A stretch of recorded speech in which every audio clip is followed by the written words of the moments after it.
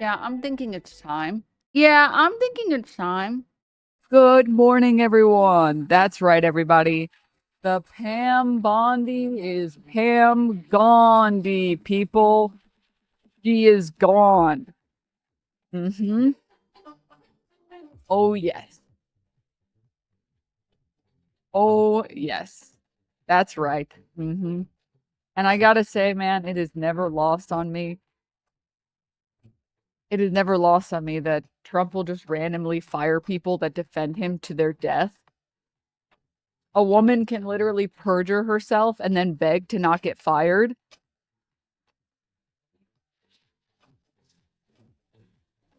And it doesn't matter.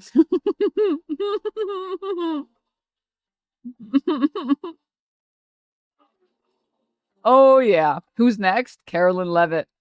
It's the Grim Reaper meme where there's like the Grim Reaper's knocking on the door. Next door that he's gonna hit is Kristi Noem. That he already hit that one. Carolyn Levitt. Oh my god. Dude just loves to humiliate women no matter how loyal. Humiliate women. More like humiliate literally everyone. Are you kidding me? He just likes to go after anyone and everyone that he can. You kidding me, bro? All right. Uh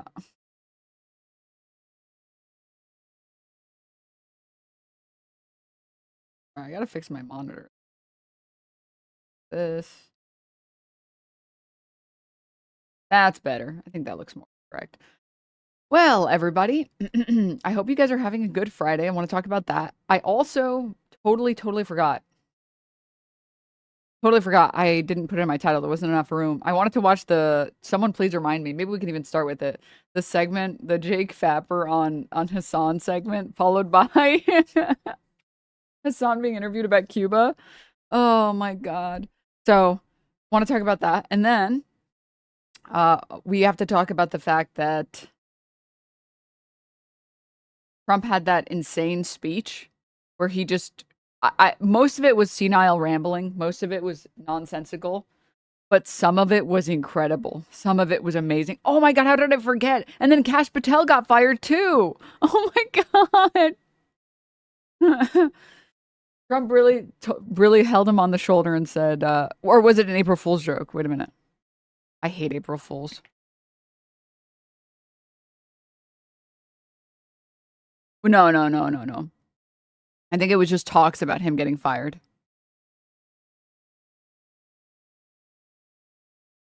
Not yet. Yeah, it's just rumored that he's going to be fired. There's a post that says I'm reading an article that says Patel to be fired today. Ex FBI makes big claim after Trump ousts Pam Bondi.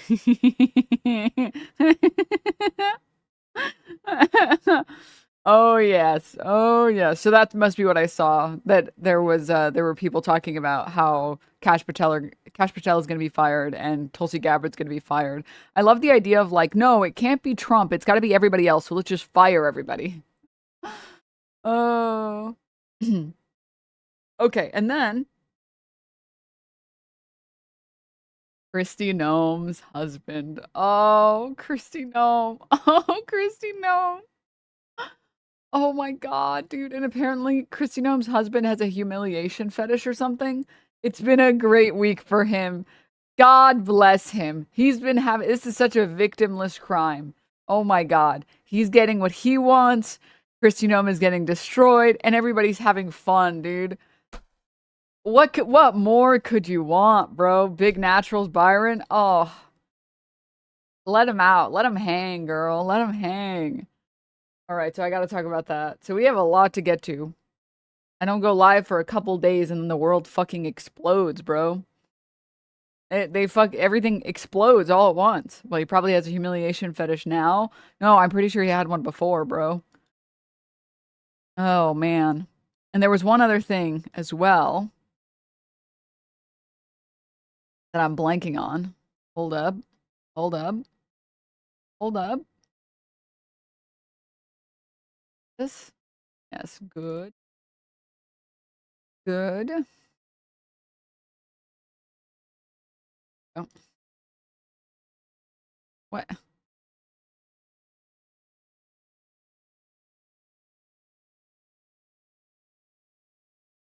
Where is it? There we go. There was a U.S. F-15E shot over Iran in the past hour or two. Officials confirmed to the New York Times that a search and rescue operation is underway now for potentially 2 pilots. I saw initial reporting suggesting that the pilots have been taken hostage, but there's no confirmation that I can see. I've seen like back and forth reporting on that.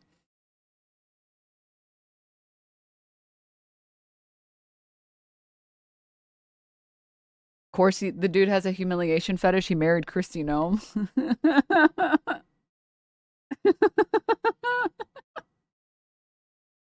Stop. Can't say that out loud. All right? You can't say that out loud. Wrong to say that out loud, okay? Sure, we can watch this. But if it's not funny, I'm gonna explode. Dora, and this is my Israeli Defense Force monkey boots. We'll stick to Spanish while your parents are in the room, but the goal Alright, the caption says Dora the Explorer now that Paramount owns it. is to teach you Hebrew by the end of this season. Do you condemn Hamas? Do you condemn Hamas? Do you condemn Hamas? Can you find the West Bank? Trick question. You weren't supposed to click anything, Hamas. Oh no! Oh, Swiper punched me in the eye and stole my backpack. Was he wrong to do this? I hope you answered no, because the reality is, when you really sit and think about it, Swiper is ex-IDF, and me as a little brown girl, that can really be triggering for Swiper. That can really set Swiper off. He has the right to defend himself. Some have said, Dora, international law states that you can't just rewrite the map and draw on it as you please to decide what is and isn't explorable land for you and your terrorist monkey. It'll result in y'all being wanted by the UN. To that, I say, anti-Semitism. Buenos noches, friends. See you next time.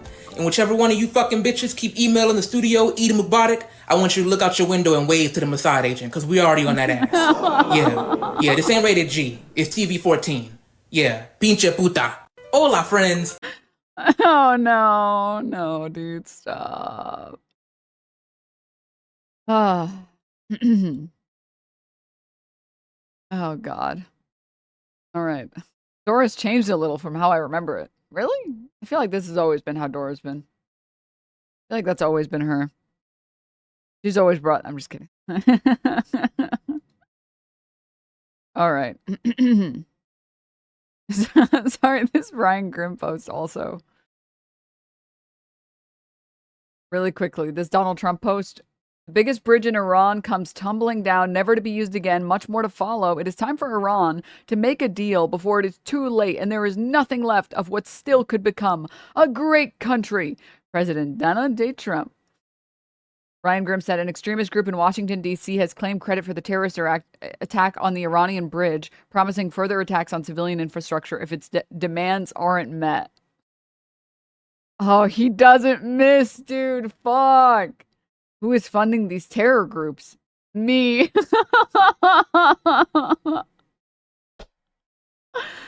Oh, God, dude. Stop. Dude, please. No. No. You can't say that, bro. They're gonna get you, Ryan. Look, stop. Get down. All right.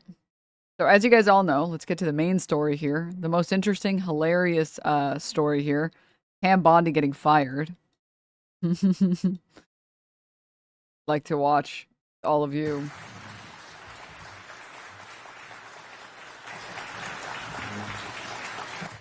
All right, as you see there, listening in to the Secretary of Health and Human Services, Kennedy, as well as the EPA Administrator, Lee Zeldin, making an announcement there. Of course, this was an important part as big news broke in Washington today with Pam Bondi officially out as the Attorney General and Todd Blanche coming in as the interim AG. But we want to slide away for a quick 2-minute commercial break. But I want to put this up on your screen before we go. While we were in that press conference, we did get this statement from Attorney General Pam Bondi, saying over the next month, I will be working tirelessly to transition the office of Attorney General. To what?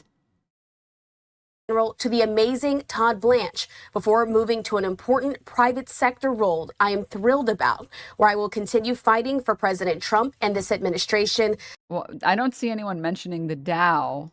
Leading President Trump's historic and highly successful efforts to make America safer and more secure has been the honor of a lifetime and easily the most consequential first year of the Department of Justice in American history.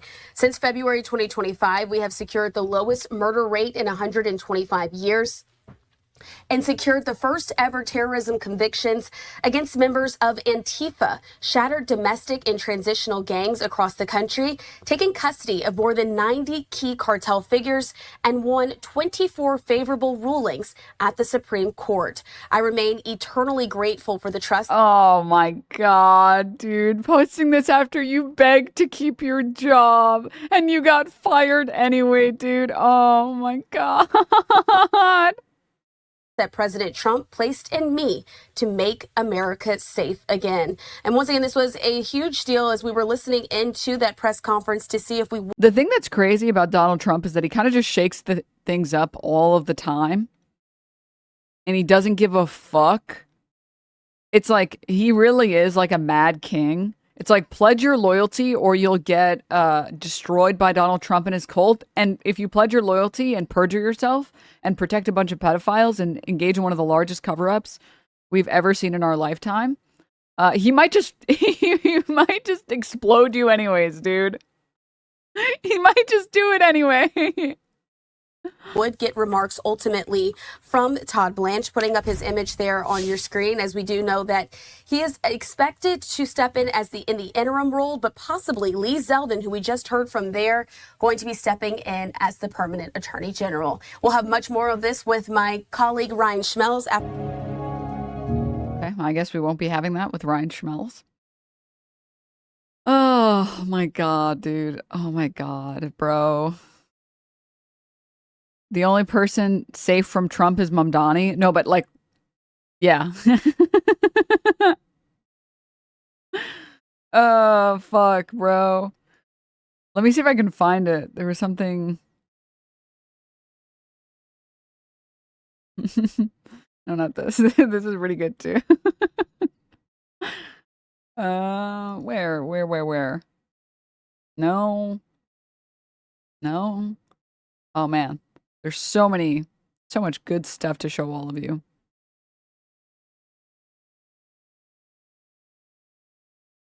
No, not this.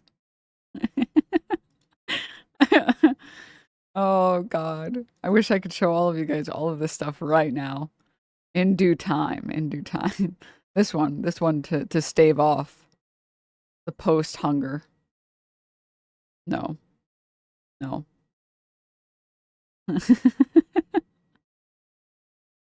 The post reads, repulsive. It's a photo of Harkonnen and it says, repulsive, bloated pedophile starts a war in a desert land over a vital resource only to get his ass kicked by a supposedly inferior enemy. Was Frank, is it Heber, on drugs or something? This would never happen in real life.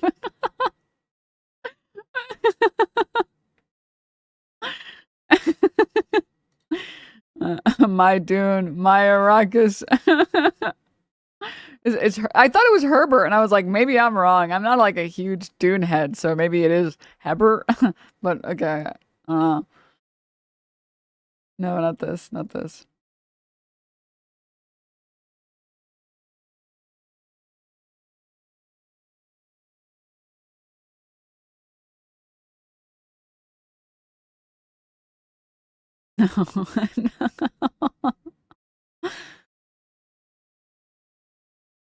Damn it. I can't find it. There was this post that was really funny that said, like, I kind of appreciate that the crazy that is Donald Trump, where he'll just randomly fire you even if you do everything you can to stay on his good side. It kind of just doesn't matter. It's like, you know what, dude? Hell yeah. Hell yeah. You could be the most sycophantic fuck ever, and he'll still just throw your ass out the moment that he doesn't care. All right. Continuing. It's also...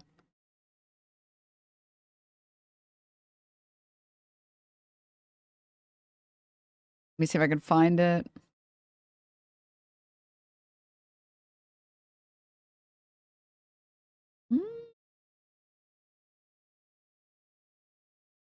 No, it's not this. Here we go. We'll look at this for a sec. We start tonight with a major shakeup at the Department of Justice. President Trump has fired Attorney General Pamela Jo Bondi after just a 14-month tenure leading the DOJ. Bondi is now the second member of Trump's cabinet to be forced out in this second term. Bondi reportedly ended up in the president's crosshairs for a couple of reasons, principally.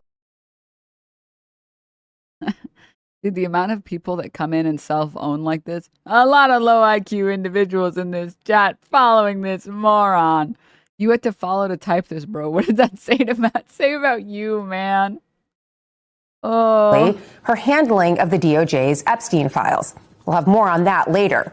Also an issue was her failure to successfully prosecute the president's political foes. Let's take a look at how some of that played out. Trump putting extraordinary pressure on his Attorney General Pam Bondi, publicly calling on her to use the power of the Justice Department to prosecute his political enemies. Notable cases include 2 failed attempts to indict New York Attorney General Letitia James. Today's ruling means, at least for now, both cases will be dismissed. Federal charges have been dropped against Mayor Ras Baraka following his arrest outside an ICE facility. Bondi is the one who installed Lindsay Halligan as the interim U.S. attorney. That has been invalidated. Both Halligan and Bondi should be disbarred. Those are just some of the many cases that the DOJ has tried without success to pursue. Here are some more. Judges have pushed back in each case, saying, why didn't Pam Bondi personally make sure that all of these people went to prison for life? That the challenges themselves lack legal merit. And with any government shakeup, it seems that breaking up is hard to do. Bondi reportedly did not want to leave her post at DOJ.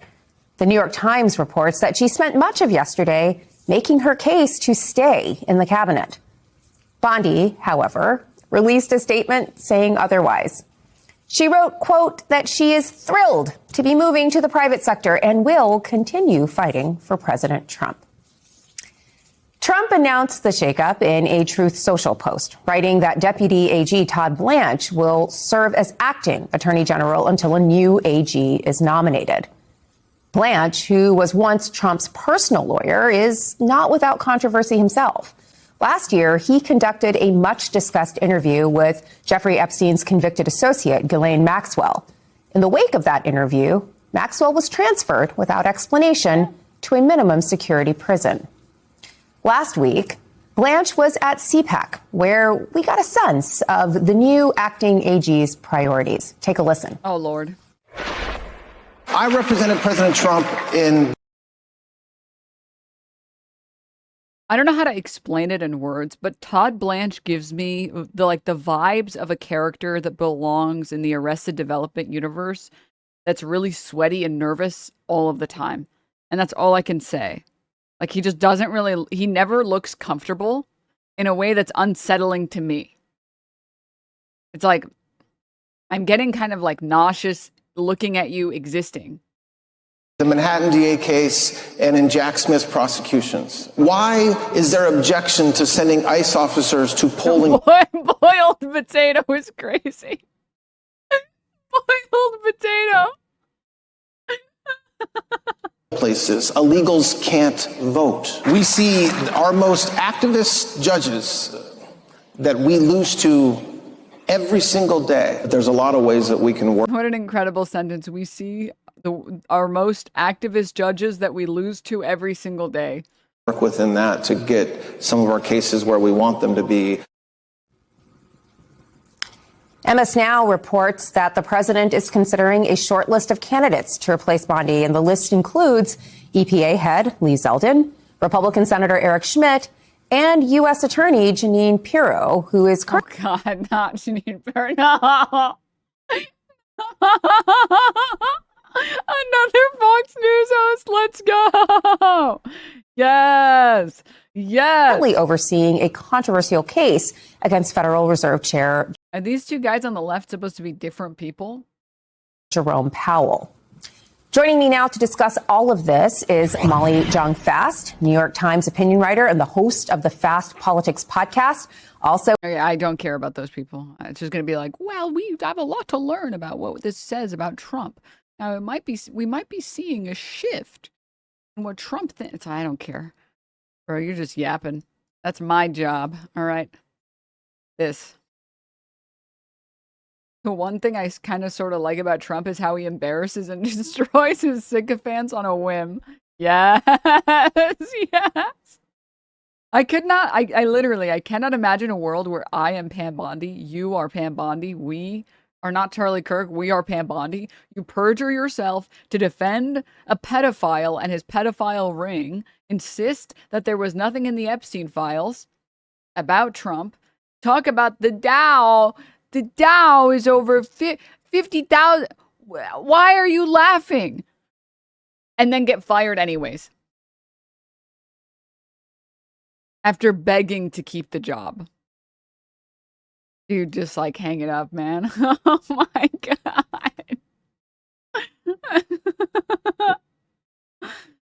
God. Fuck, please pick Janine. For all that is holy, we need wine. Wrap up Wednesday. Gulpa.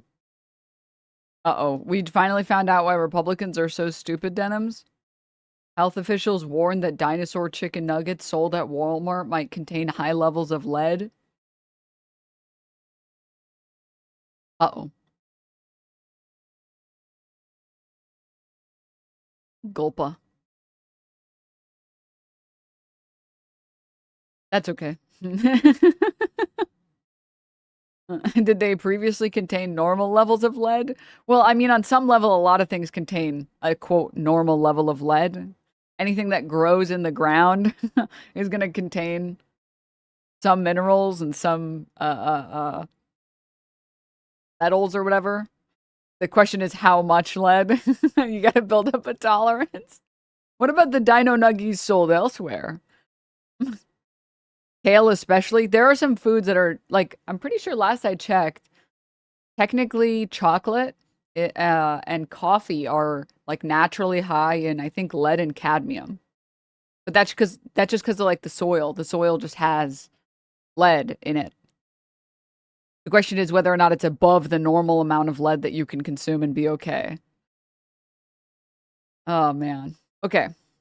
I'm 99% lead then? Yay! I'm drinking coffee right now. Cool.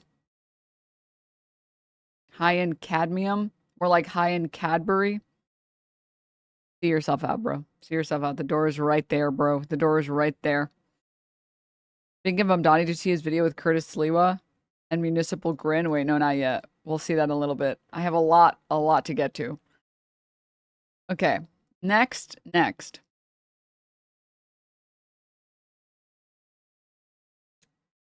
No.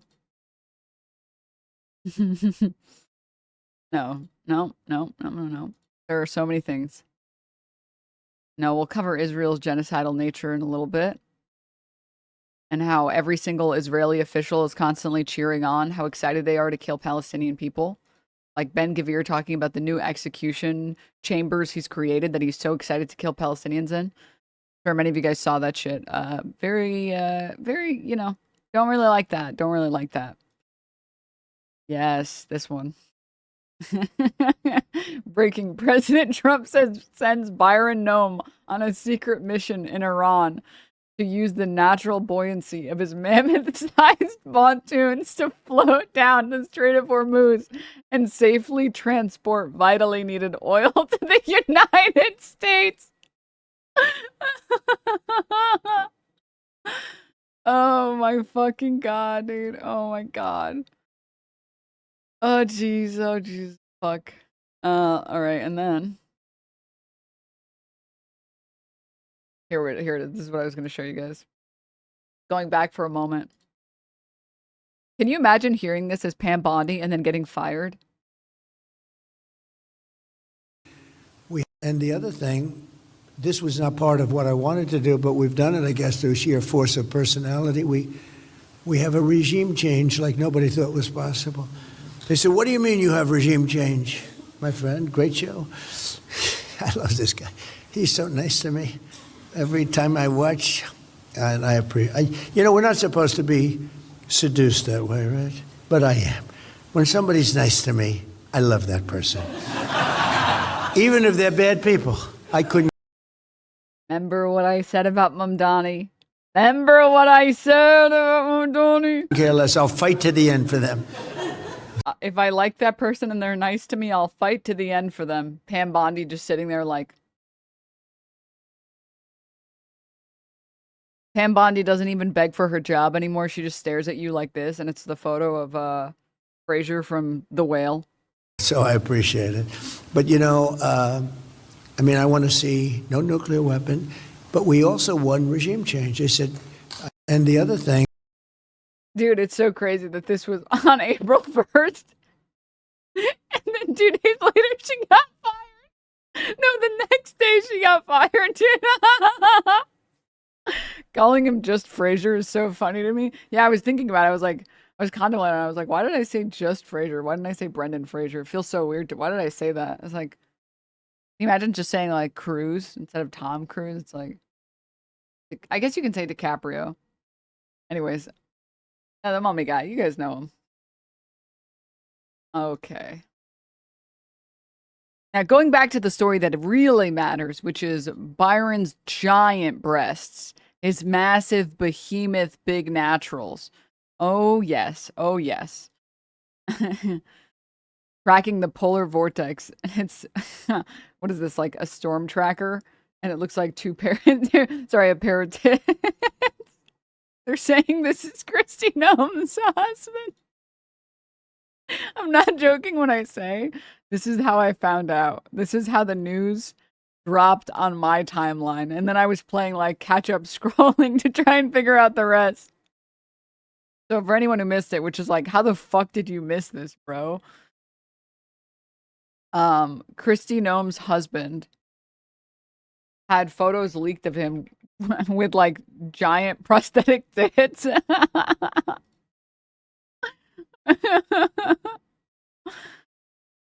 And she put out a statement saying, I can't believe this would happen to me. I can't believe this. How could this happen to me? How do you miss them? They're huge. They're so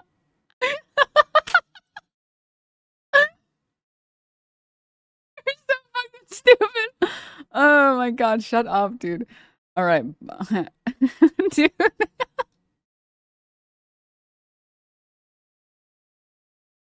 The Independent just posted this article 5 minutes ago. Wait, no, not this one. Sorry. USA Today just posted this article 5 minutes ago. What is bimbification? DC bar hosts kink night after Byron Noem's story.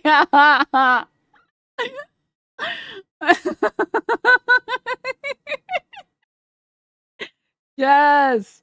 Yes. Yes, dude. Do not make it stop. No, no. This is amazing. They had to rent a storage unit to hide those things.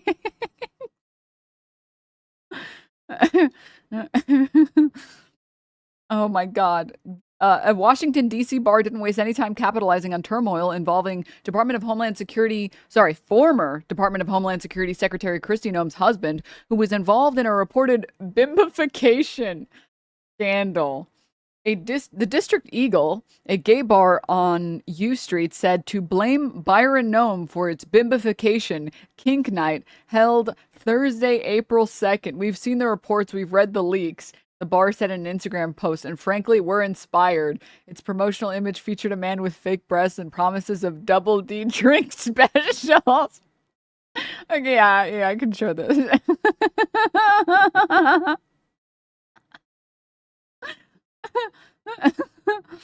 Oh my god, dude. Yes. Yes. More. I need more of this. I need more of this. Kyle Klinsky's video on this was hilarious. Dude was dying. You know what? I might have to peep it. Hold up, let's see. No man should be I saw this. This was so good. Conservatives when nobody is watching. cross-dressing. I could never be around a man that cross-dresses. Oh my God, they have them reading to their children. Baby, I don't have an ex. Cross-dressing men,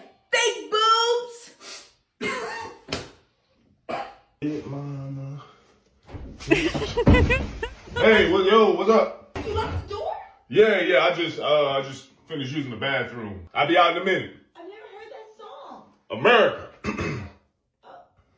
America. Yeah.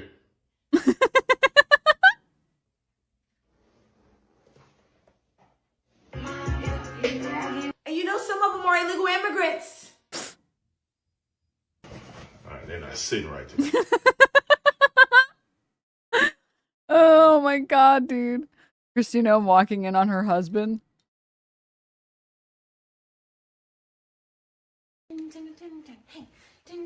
Hey, hon. What is this? It's nothing. It's nothing. Please don't tell anyone. Of course, nobody can ever know about this. Okay, good. Besides you and me, no one else knows. You've seen too much.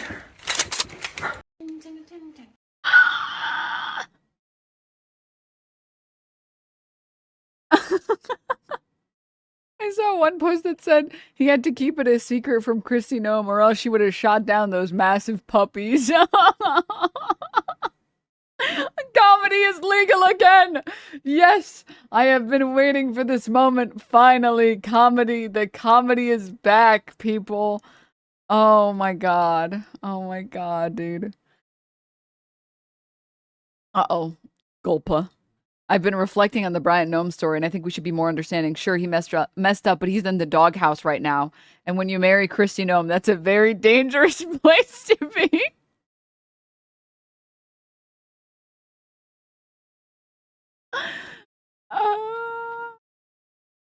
Dude, it's not okay. It's not okay.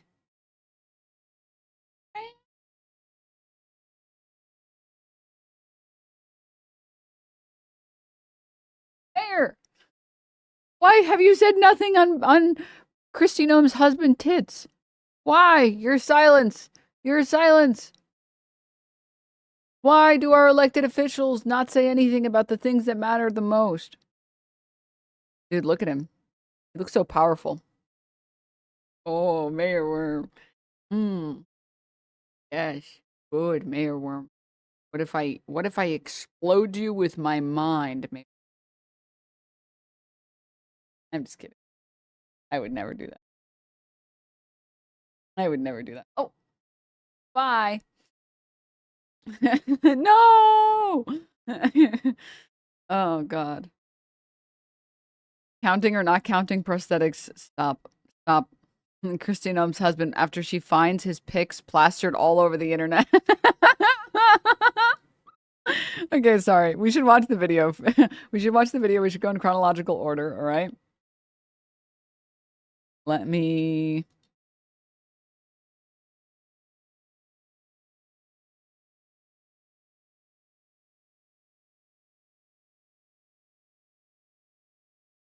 Dude, is it Thanksgiving? Because I am thankful for Kyle Klinsky always having 500 videos on every single topic. Oh my god, it was a crystal ball special there too? Yes! Finally! My god, dude. Crystal Ball's husband is allowed to speak in this video. I made Crystal do this video, guys. I'm telling you right now, I was like, you're recording this with me. So you didn't have to twist my arm too hard. Sure, you were like, okay. Yeah. So Kristi Noem's husband apparently was caught. Dude, why does Kyle always put some weird stank on names? He'll be like Fuentes, Kristi Noem's. Having a bit of a fetish for wearing some big ass tiggle bitties, like huge ass titties. He would blow up balloons and put them under his shirt and put it like so the like where little, the nipple part is like facing forward. And I'm not kidding when I say there are so many. He said their names like it's a slur. I know, it's like somewhere in between him saying it like he's a little zesty and saying it like it's a slur. Crystal can barely control herself. They haven't even started the video. It's been 30 seconds and she's cackling. Kyle is the king of medicated ADHD. No, for real. Oh my god. As long as he stops making videos when he's driving, those stress me out. he'd take pictures of himself and he'd send them to sex workers. And he also would like wear tight ass leggings, little, like hot pants, and take pictures of his ass and send them to sex work. Wait, let me close these tabs really quickly. Too many tabs open. Save it right there, and then we'll get to this story.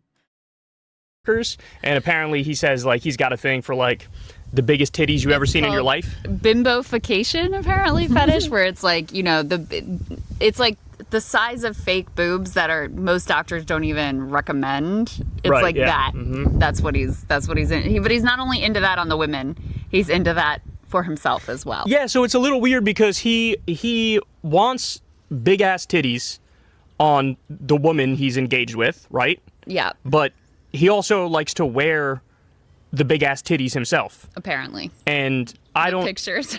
and like there were multiple pictures of him wearing the big ass titties at multiple different times. Yeah. Wearing different outfits. Yeah. So very clearly like he's got a thing for wearing some big ass titties and looking at big ass titties and like jacking off too. Let me let Phoebe in. Here, you can get Philibert on the facts. Well, okay, so this is a Daily Mail article, and they got their hands on not only these photos, but hundreds of messages that he sent to these women. And apparently, so this was like an ongoing, you know, this is like an ongoing fetish, kink, whatever. And some of the messages even had to do with Kristi Noem's reported affair with Corey Lewandowski, where one of the women was like, you know, aren't you going to do something about that? And he's like, oh, there's nothing I can do, basically. So acknowledging that he's aware of it, but maybe not too happy about it. There was some... And she did respond, by the way. I meant to pull this up. Former Homeland Security Secretary Kristi Noem is responding to allegations involving claims also husband shared photos of himself cross-dressing online. Claims also allege he interacted with people in a fetish community. Noem's team is asking for privacy and prayers. The couple has been married more than 30 years. They have 3 children. Lady who ran the "we're gonna knock on your doors, search your house without a warrant to take all the brown people that might be hiding in your floorboards" is now asking for privacy and prayers. Suck my dick. Better yet, suck his giant titties, girl. Noem says her focus right now is on her family and moving forward. She left her post earlier this year after backlash over her handling of immigration and border policy. God, amazing. like $25,000 in payment that went out to these various women. And then the other piece of shiny teeth. Like for the 11 months. Yeah, he's got that dog in him. Kristi Noem loading a shot. it that is very delicious, I guess, is there was Mark Caputo, who's a reporter for Axios. He got a tip about this story earlier, and the origin of the tip was an immigrant sex worker, likely undocumented immigrant sex worker, who was involved in these interactions with Kristi Noem's husband. And so basically the leak was like in revenge for the terrible shit that she's done to immigrants. It's coming back. It's all coming back. I mean, to they're bite him just, in the and ass, of course dog. they're all such hypocrites. Like, you know, she signed all kinds of horrific legislation as governor of South Dakota, banning any sort of medical care for transgender youth, like all that kinds of stuff. I mean, you know, they're just such, all their family values, blah, blah, blah. Meanwhile, she's having an affair with Corey Lewandowski, and he's sending pictures of himself with fake titties to sex workers. Now, So what we got? Like, what the fuck is this kink? Right? I'm fucking. How old am I? 38. I think I'm 38. 38 or 39? I'm 38, right? 38. I'm 38. Okay. I'm 38 years old. So it's a picture of 2 melons. Everything reminds me of Byron Noem. And it's a picture of some mushrooms. Kind of sucks. So many things make me think of Kristi Noem's husband right now. Continuing. I never heard of some shit like this. Like, okay, well, Kyle, I wish I could say the same. I've been here since the first bimbification comic, bro. I've been here. Oh, man. Bimbification is what is the autofill. I've been here since day one, bro. Since day one. There's plenty of guys who are into some tig old biddies on a woman, but like for you yourself to wear the tig old biddies, but you also like them having tig old biddies, and then what does he just like jack off on a fucking bimbofication fetish call and then pay them for it? And I mean, look, like, is he jacking off to himself? Like, oh yeah, my big titties, my big titties.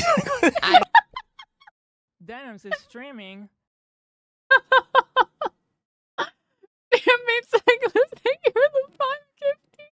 Like, what's going on? I don't think I'm in a position to really psychoanalyze that one.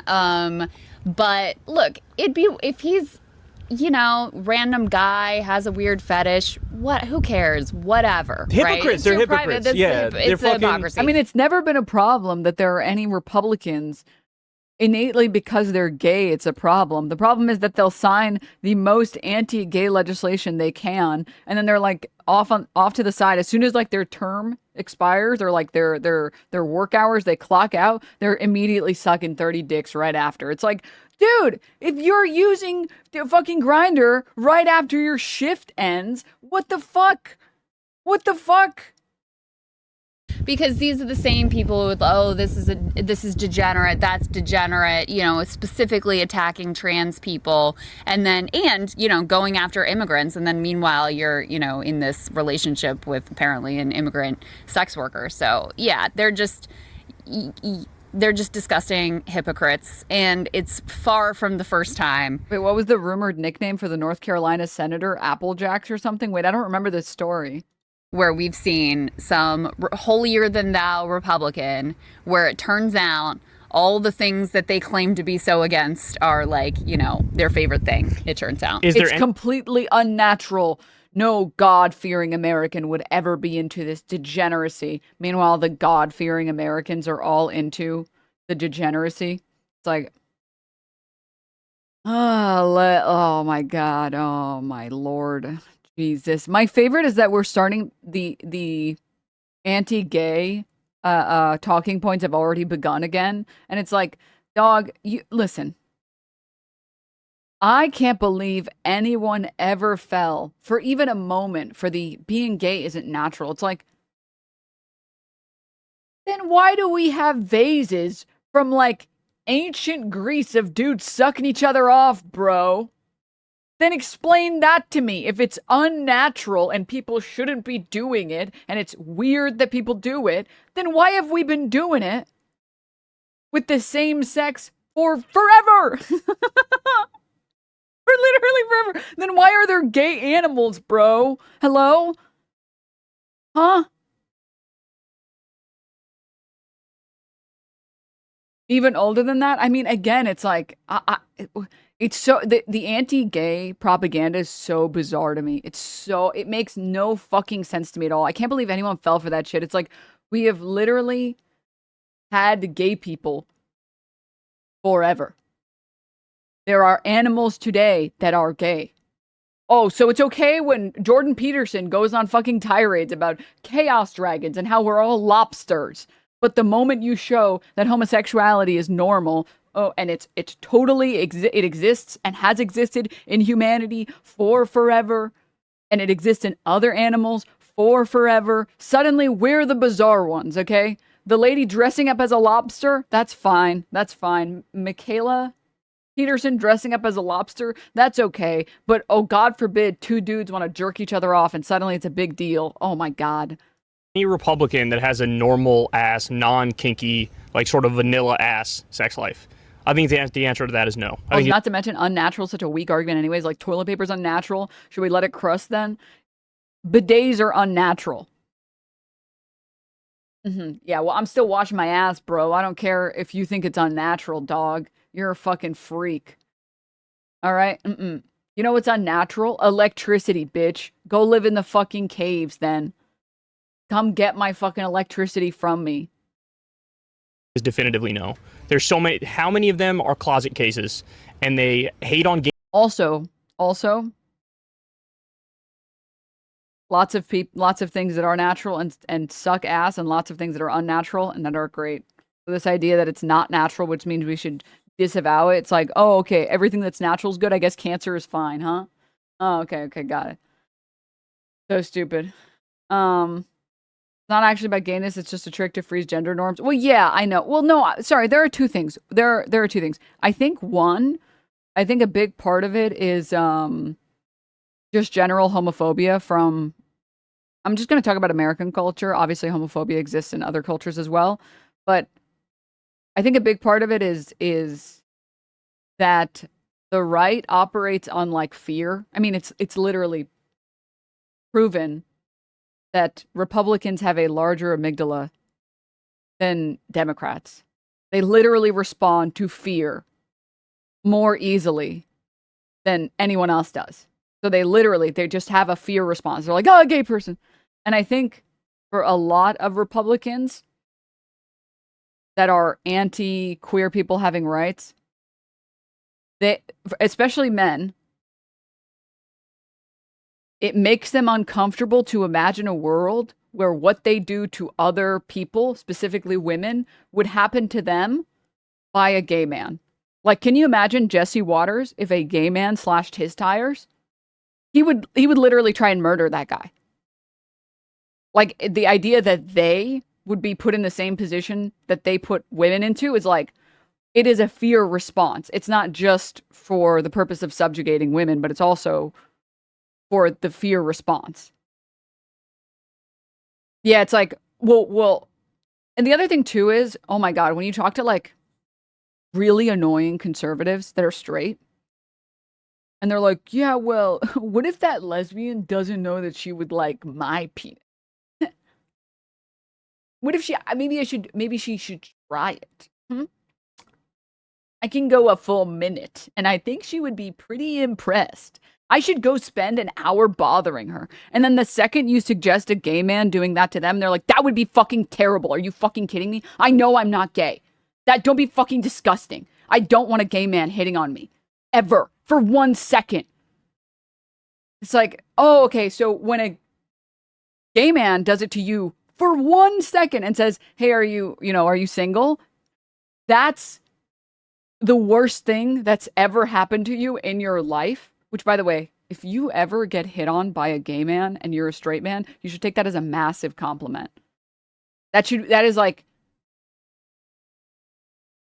gay men's standards for men are way higher than straight women's standards for men. You should take that as a massive compliment. Like, it's actually the biggest compliment you can receive as a straight man or as a man in general. Okay? Let me just be really quickly. It happened to me once. I'm still stoked about it. I'm so serious. I'm so serious. I'm not joking. Now, gay men are still men. We horny as hell. I'm not saying that. I'm just saying that, like, standards-wise, they expect more than straight women do. Okay? All right? Like, you have to, like, shower. Okay? What was I trying to say? I was making a greater point. Someone distracted me. Which LGBT distracted me in chat. Gonna make me into a foe.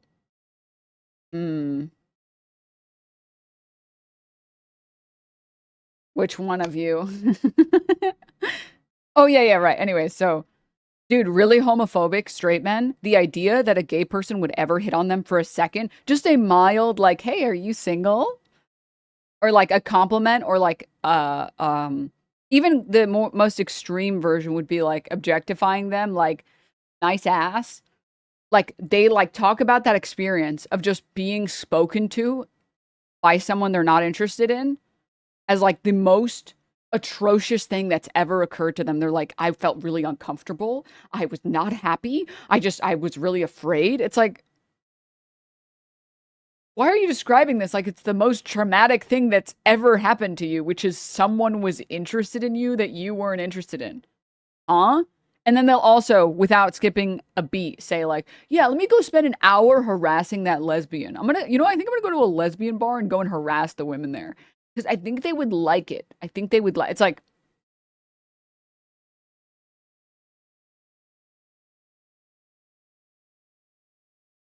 how do we get you to work in a mine for the rest of your life?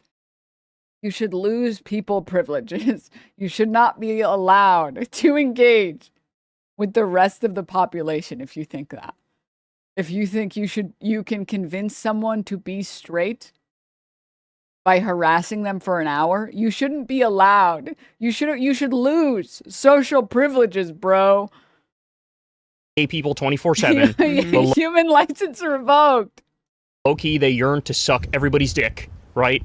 That's one kind of Republican. Then, of course, there's the pedocon theory, which is a theory like gravity is a theory, where every other day you get a new story about some Christian Republican leader or some Republican politician who was caught with some underage kid doing some horrific thing. I was just looking that one of the January 6th rioters who was pardoned by Trump, another one, was just, I think, sentenced for child sexual abuse material. And then they said on the computer also was all kinds of There's like thousands of photos.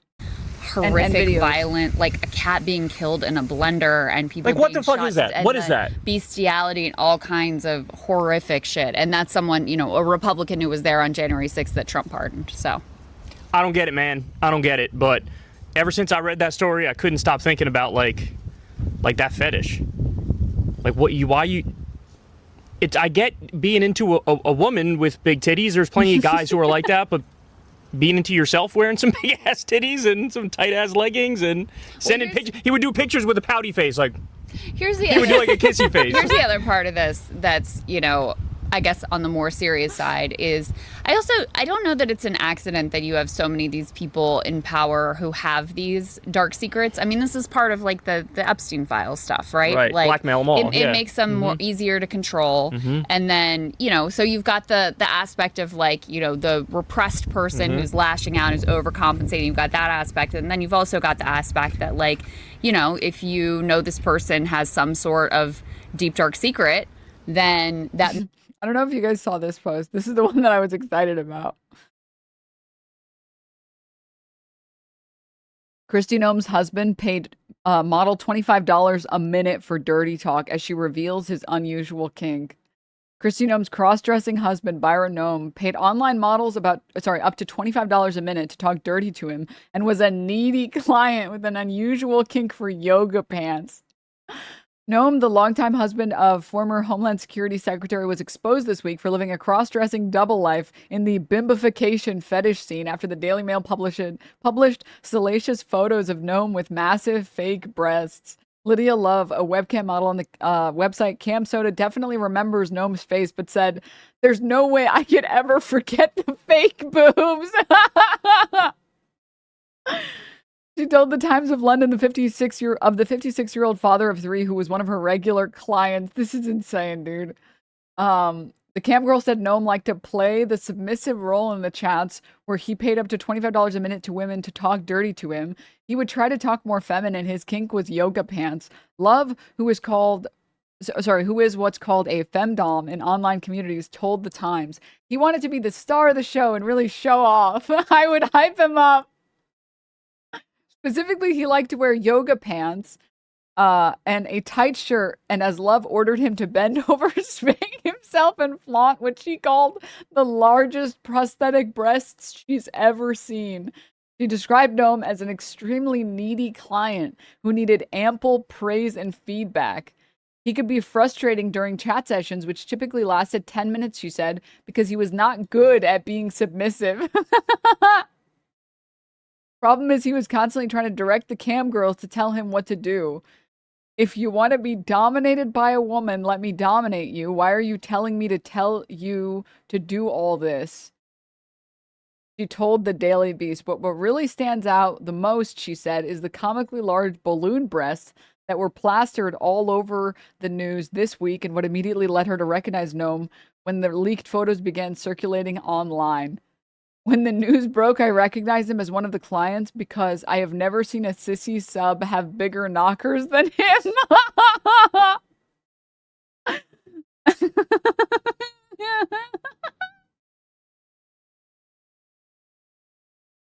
Oh my God. I have never seen a client have them. Oh. However, Love does not believe that Noem could hide his unique fetish from his wife, which is typically, in her experience, with married clients. He didn't just wake up 2 years ago and started talking to cam girls about wanting to be a woman, she told the Daily Beast. A lot of the wives know, and they're either in denial or they have a really secretive partner. The adult star suspected Noem may have been trying to emulate his wife, who has been open about undergoing cosmetic surgeries in the past. A lot of the time, these sissy guys want to be the women that they are in a relationship with and look like them. That's insane, dude. That's crazy. Being married to Kristi Noem and being like, I want to be that is an insane thing, and you need to seek help. South Park is going to have a field day. Oh my God. She also suspects Noem could have wanted his secret life to be exposed because a lot of the sissies are into blackmail fetish too. What the fuck? Noem paid for Love's webcam service between 10 and 15 times over an 18-month to 2-year period, she recalls, with their last encounter happening about 6 months ago. Noem mentioned that he was married, but never revealed to his wife to be the former head of the Department of Homeland Security, according to Love, who said she never let him talk about his marriage. I shut that down. I don't want to talk about it, Love told the Times. We mainly chatted in small talk, and he would say, today wasn't the best, but I'm excited for right now. That is that's amazing. That's amazing. That's so amazing, dude. The world is getting kink education in 2026. Bro, conservatives are so mad Americans are actually getting some level of sex ed at all. Oh my God. I have a question. Are we kink shaming him or no? Or can we do that to evil people? It's not kink shaming if you think the kink is funny. All right? Like, I'm sorry. If you like feet or whatever, or you like armpits or whatever the fuck you like, I'm not going to tell you that you can't do that. If it's all consensual, by all means. And he was fucking paying. He was paying well. I can't be upset. But I'm going to laugh. If you have an armpit fetish, that's crazy, dude. That's really funny. It's still funny. And I will defend your right to do it. But, like, I'm not going to not laugh at it. It'd be so funny. All right. Continuing. Makes them easy to control. And that was actually one of the angles that the Daily Mail I'm excited for right now. Stop. Talked about in their piece is it's, you know, it creates an opportunity for blackmail because it's most of all humiliating for Kristi Noem's husband, whose name is Brian, but which seemingly he might even have a fetish for it. It's also humiliating for her that this is what your husband is up to. And obviously, like, some of the details of her affair with Corey Lewandowski coming out too. I always wonder what was going on there because it seemed like she didn't care that people knew. Like, of course, they publicly denied it. But, I mean, they're flying around together all the time. Like, it's an open secret. Everybody knows this is going on. And it seemed like she didn't care. So I was wondering, like, it seems like in the marriage... They had an agreement. They had some kind of an agreement, or there was some kind of an understanding. It was clearly not a secret to him. My favorite thing is Kristi Noem goes, "Oh, we're all so shocked," and then she says, "Everybody needs to pray." I'm not, bro. I'm sorry. Conservatives living double lives is not shocking to me or surprising to me at all. This is a tale as old as time, bro. Conservatives being like, I hate gay people, and that's why I've introduced the "let's murder all the gay people" bill. It's like, bro, you must have dating apps I've never even heard of, bro. You must be into some crazy shit I've never even considered, bro. For us. There's a reason that Grindr servers overload at CPAC. Yes, there's a reason it crashes. Pray for you. To be fair, I didn't expect the sissy humiliation angle. That was definitely a curveball. That one was definitely... that one was a good twist, dude. The writers this season are keeping it interesting. How does that prayer go? Dear Lord, please help Kristi Noem's husband to stop Transphobic men are always into trans porn. Yep, the most transphobic person you know that spends their entire life being as transphobic as possible. It's like all of their porn history, every single video they've ever watched in the past minimum year is all porn with trans people in it. Backing off to big ass titties. To his own balloon fake titties. Oh my Dear God. Lord, please, Kristi Noem's family needs help. He can't stop putting in some big ass titties. I think I'm starting to understand the fetish. You know, like you want to be a sissy. You're like, oh, my boobs are so big and oh, I'm being bad. I think maybe I get it. It's just like, I don't know. I just don't understand. I just don't understand kinks. I think I'm just like, I think that would make sense, maybe. Why would we pray for you? She said Dear Lord, like, what? The God's looking through the prayers he gets. Like, okay, kid with cancer, war, family got murdered, and it's like big ass titties. Balloon titties. He's like, all right, I'm gonna help this one. Hot pants and balloon titties. yeah. I think the appeal is like I think you described it very well, Karma. My boobs are so big. I can't do anything. Yeah.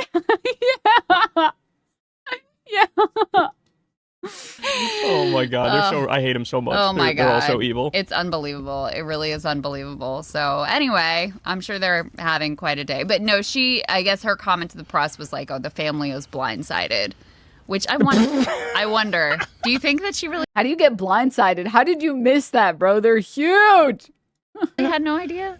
I mean, it's not exactly something like, if you're trying to hide something from somebody, it's not like everybody in the family knows, like the kids are like, there goes dad again. He's walking around the house with his big ass teeth. He's walking. The kids saw him walking around with the big old titties. Dude, do you think Kristi Noem and her husband ever like did bimbification stuff together where they're like, oh, we're just two plastic surgery women with big titties. We're so useless. Do you think they did that? His dad's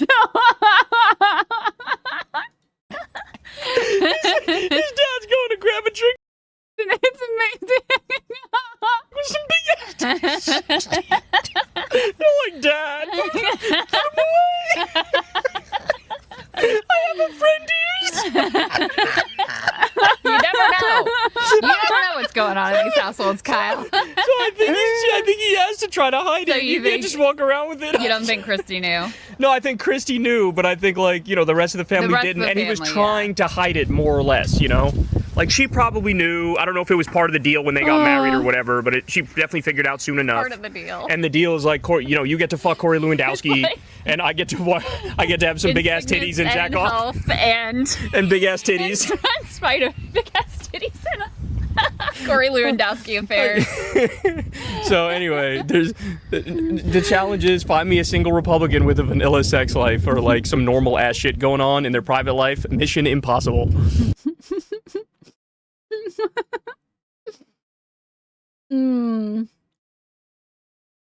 That's amazing. That's so good.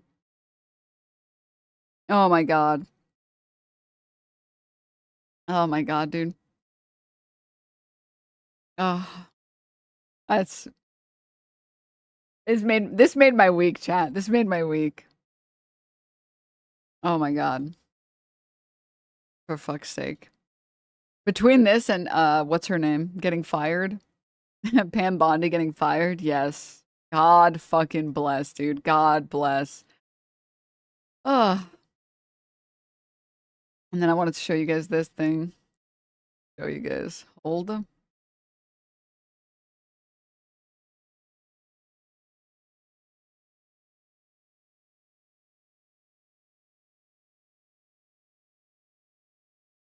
There is kind of, how did the photos leak? I think the Daily Mail got a hold of them. I'm not sure exactly the details. Did you watch the PBD? I think it's PBD. Adam thing? No, not yet. Not yet. Okay, one sec.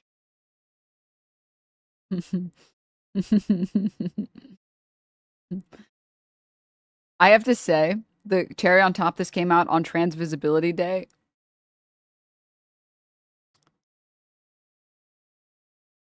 You know, I just want to say I'm grateful that even though trans people can turn invisible, they don't use their powers for evil.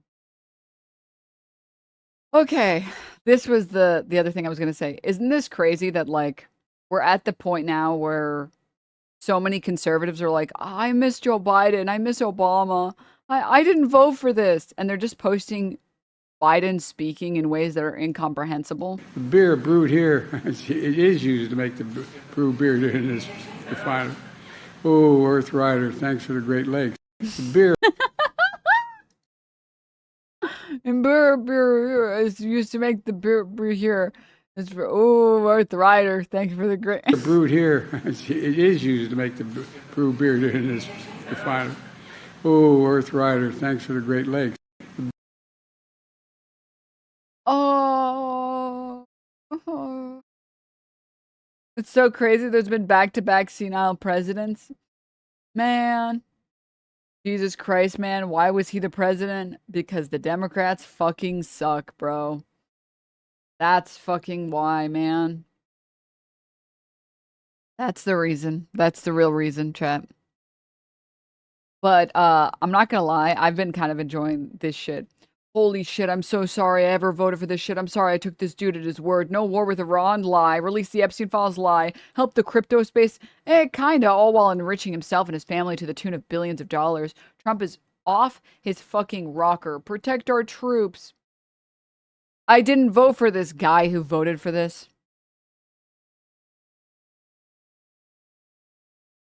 You see, when the snake oil salesman told me that he swore this snake oil would definitely 100% do something that wasn't fake, of course I believed him. I didn't expect the notorious liar and notorious thief to lie and steal. What the hell? How could this happen to me? How the fuck did you take Trump at his word after he lied about the election for 5 years? You're a fucking moron, dude. Seriously, shut the fuck up. God, dude. I like how it's never trust politicians, but trust business people. Huh?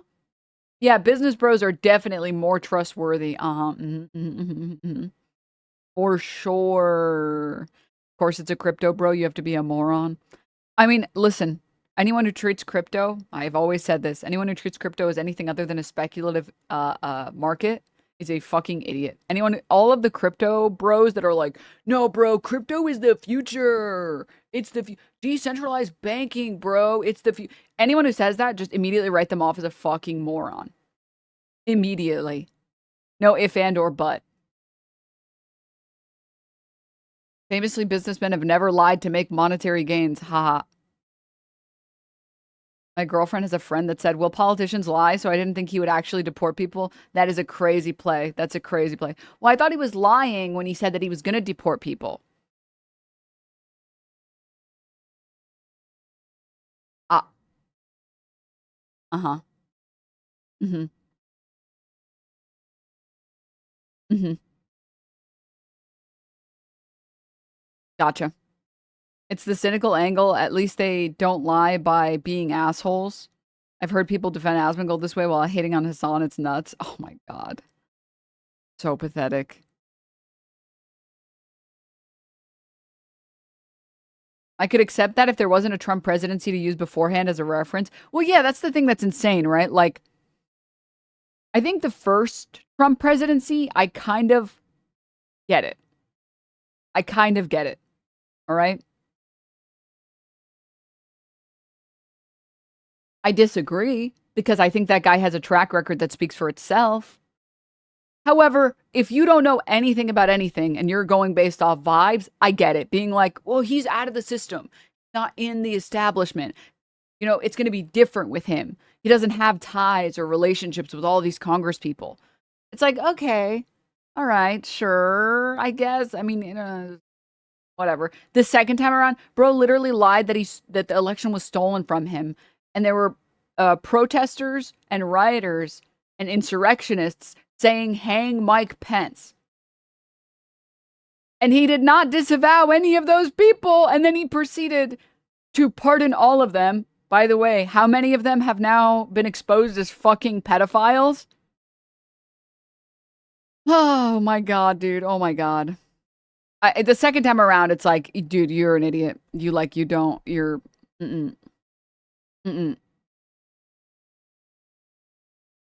Explain why crypto bros are morons.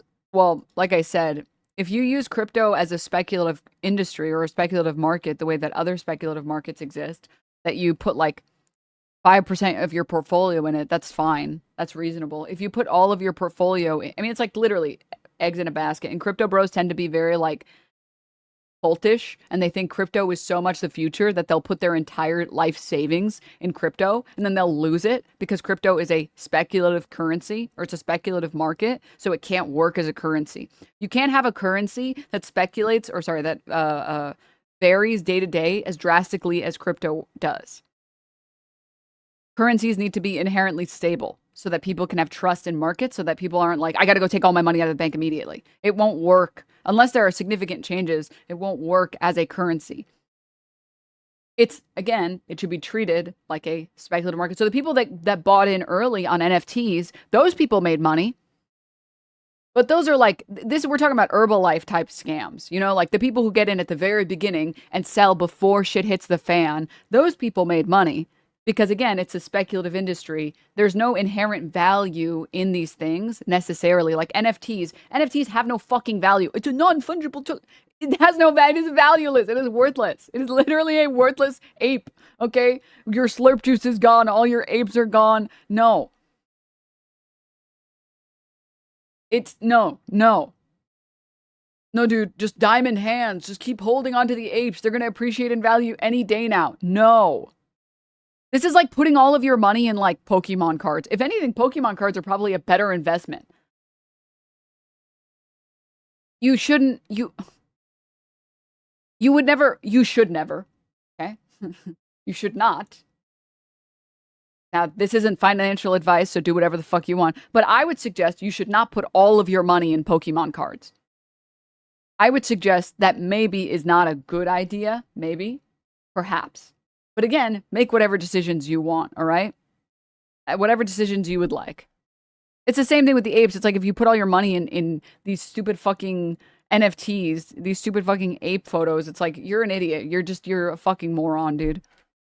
How about Labubus? I mean, same shit, bro. If something has no inherent value, so like if you put your money in like Nvidia or something, or maybe I should pick a different company because Nvidia right now is a target of Iran, or Amazon, same thing. Let's say Apple. I don't know what companies aren't targeted by Iran right now. Stable industry, stable, leading market, or leading the market. There is a product associated with the good. There are balance sheets that actually belong to a real company that sells real products. There is intrinsic value in putting your money in that company, right? There's nothing with crypto like that. Not as it currently exists. Now, people always blockchain this, blockchain that. It's like, okay, but we're talking about how it currently exists right now. Well, how it currently exists right now, crypto should not be treated fart coin and Dogecoin and whatever shit coin. Those should not trump coin. Those don't have intrinsic value. So tomorrow, shitcoin can become worth nothing. It can become worth literally nothing. It can also become worth a fuck ton of money, which is what happened with Bitcoin. Which is why with all speculative industries or all speculative markets, it's not unreasonable to put 5% of a portfolio in there. Because it's a risk reward calculation that it's worthwhile to put a small amount because the return will be so huge, and if you lose it, it's fine. But the crypto bros that love crypto and swear, they are like, no, crypto is the future. It's like, dude, your Fartcoin index is not worthwhile, bro. Your Labubu coin index is not worthwhile, bro. What do I do with my pants coin? Diamond hands it. All right. Changes poop pants. All right. It's extremely volatile. Yeah. To this chatter, you know, crypto is how. Why did you put Iran in parentheses? And able to bypass unfair sanctions. Crypto is a tool to bypass governments and regulations used by freedom fighters all over. Did you understand that I never said that crypto doesn't have a purpose or that crypto doesn't have its uses? I mean, for a very long time, and I think still today, people use crypto to buy drugs so that you're not like, so that there's no account tied to you. That doesn't mean it can be a currency. It's too volatile to be a currency. I didn't say that there's nothing you can ever use it for ever. I said that it's not a stable market. It's a speculative industry. And if you treat it like a normal industry or you treat it like a normal market, you're an idiot. And there are a lot of people that treat crypto like they treat the Dow. And it's like, that's totally incorrect. Fundamentally incorrect. This is like me talking about the fact that houses shouldn't be commodified. And then you saying like, you know, people live in houses. It's like, okay, I didn't say that there's nothing beneficial there or that there's nothing you could ever use it for. I said that as it's currently used right now is incorrect. Or the people who think it should be commodified are the people who think, in this case with crypto, that crypto should be the standard currency. Those people are gone. Those people have no marbles. You're an idiot. All right. And crypto is only valuable because it was the currency of a drug market. All right. Why do you hate waffles, Denims? All right. Let's close these things. Yes. I want to get to the stuff with the Ben Gvir stuff and the execution camps for Palestinians that are being made in Israel. And then before we get there, I want to show this as a good, nice little cherry on top before we get into coverage of what is happening right now in Iran. This is fucking insane, by the way, chat. And at the end of the day, I think that if there are people in Iran who now, given everything that's happened, are willing to move in a different direction for their country, that would be great. Imagine in Iran that instead of spending their wealth, billions of dollars supporting terrorists or weapons, had spent that money helping the people of Iran, you'd have a much different country. So we are always hopeful that that would exist over. I really have no other words other than bruh. Imagine if a country spent its money on its people instead of war. Imagine. Bro. I hate this timeline. I hate this timeline, bro. What do you think of the White House wanting to increase the defense budget to $1.5 trillion? $10 trillion to Israel. Yes. You have to understand something very important, okay?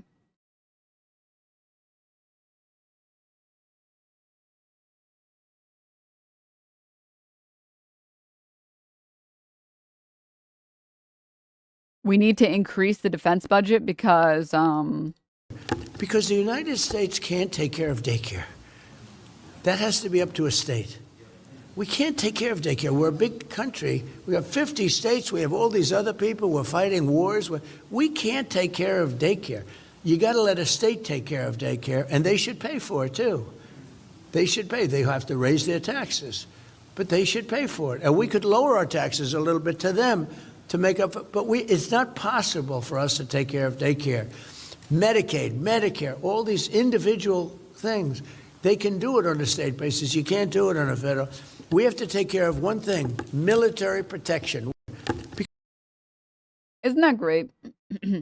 I'm glad that we don't have the money for daycare here in the United States, but we have the money for text notes bombing civilians. Oh, good. Oh, good. By far the funniest thing I think I've seen in the past week is this stupid article. Breaking, Israel's Channel 12 says that in a case of a U.S. ground operation in Iran, Israeli soldiers will not be participating on the ground. Israel right now. I'm not fucking dying for Israel.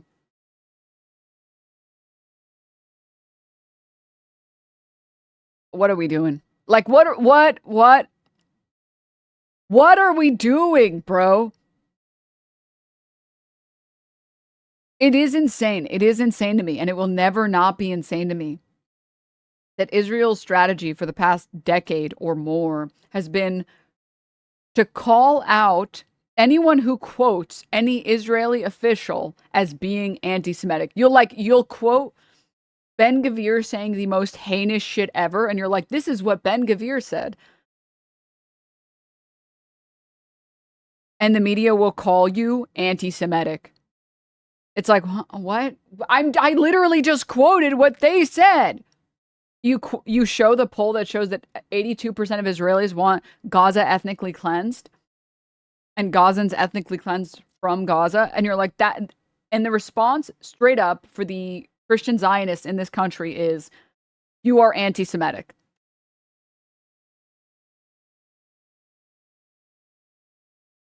Oh, okay. Oh, okay. Yeah, so I wanted to shift gears, though. Just needed to show you guys this because what an incredible world that we live in, guys. What an amazing world that we live in. It is confirmed that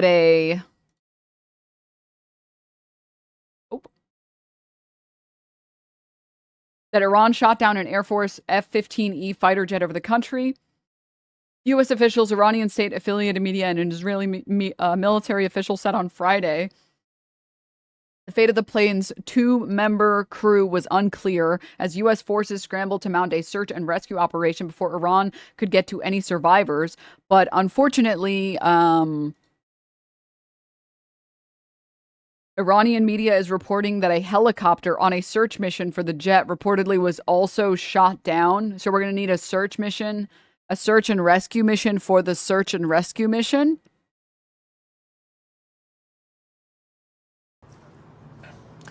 Well, the state TV has said that Iran has downed an American fighter jet. They say it's F-35. Now, we cannot confirm that from our side.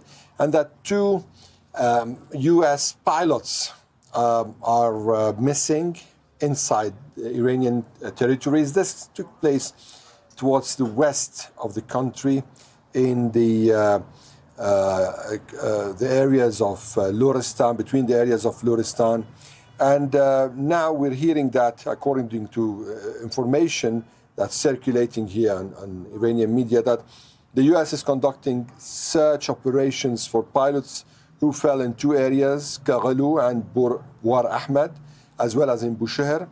Airdrop operations have been carried out and intense clashes. So what the Iranians are saying is that there are intense clashes between these forces and Iranian ground forces from the Revolutionary Guards in the Dailam region, resulting in casualties among the invading forces. This is based on what the Iranians are saying.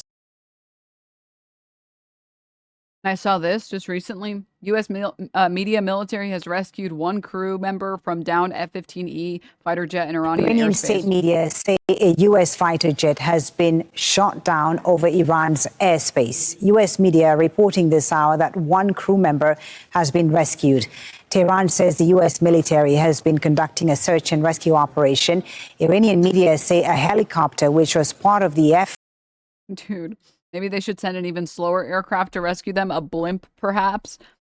And then we can go even slower. Maybe we should try traveling by air balloon. Has also been hit by projectile. It's so unbelievably offensive to get destroyed by Iranian weaponry over and over and over again in Iranian airspace, and then Trump will just go on stage and be like, we're winning, we are winning. We actually already won. We destroyed them. They have no military capabilities. It's like, then what the fuck is this? State TV has aired footage of what it says is wreckage of a downed U.S. aircraft. The video, as you can see there, appears to show metal and debris in the back of a truck. Let's bring in Kimberly Halkett, our White House correspondent in Washington, D.C. So, Kimberly, U.S. media reporting that at least 1 crew member has been rescued. What more are we hearing?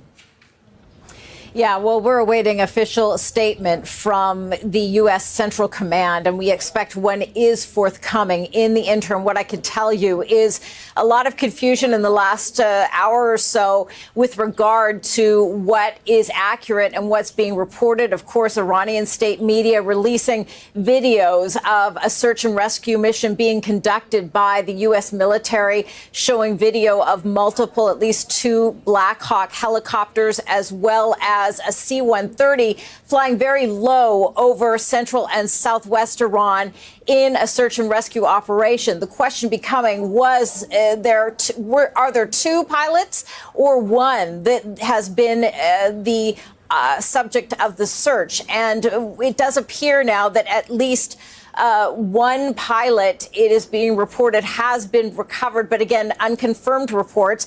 What this suggests with 1 pilot, that it would be an F-35, but there has been more reporting to suggest also that there is a search for 2 pilots, which would mean this is then an F-15 that has been down. So a little bit of confusion regarding the aircraft and the number of pilots, and that is why we are awaiting the CENTCOM public press release in order to confirm some of these details. What we do know, however, though, is that the U.S. President Donald Trump has been briefed about this incident and is following it very closely. And so we are also awaiting a statement from the White House. But in the interim, what we can tell you definitively is that this video does conclusively show that the claim made by the U.S. president that Iran's air defenses and air capabilities had been destroyed is not true, given the fact that... No, they haven't been destroyed, but Trump only said it like 40 times. He only said that we completely destroyed everything that they had like 40 times. I, for one, am shocked that the president would lie to me. I didn't vote for a liar. I voted for a liar pretending and lying about not being a liar. Iran is claiming that it has shot down U.S. military aircraft. Kimberly Halkett at the White House. Remember when they said the F-35 was damaged and the pilot was stable? And then we heard nothing else about it. And then we heard literally nothing else about it. Oh, okay. All right. And the damage is like, it's just fucking destroyed. Me, when I total your car, oh, it's a little bit damaged, but I'm stable, so we're good. We're good. Does it work? No. No. Oh, okay. Oh, okay. Just a dent, huh? House, thank you for that update. Let's check in with Ali Hashim now in Tehran. Ali, what are the Iranians saying about this downed jet? Well, officially... That'll buff out? Yeah, no, don't worry. Don't worry, it'll buff out. Wait.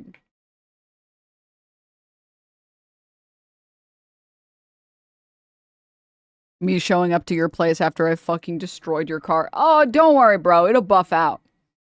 No. It's just, I did damage it a little, just a little scratch. It'll buff out. It'll buff out. It's just a dent. You're good. You're good. Totally good. Anyways, we're cool? Cool. The only lines we are hearing is that the military and people are looking for the pilots or the pilot, because the narrative here in Iran is that this was an F-35 jet.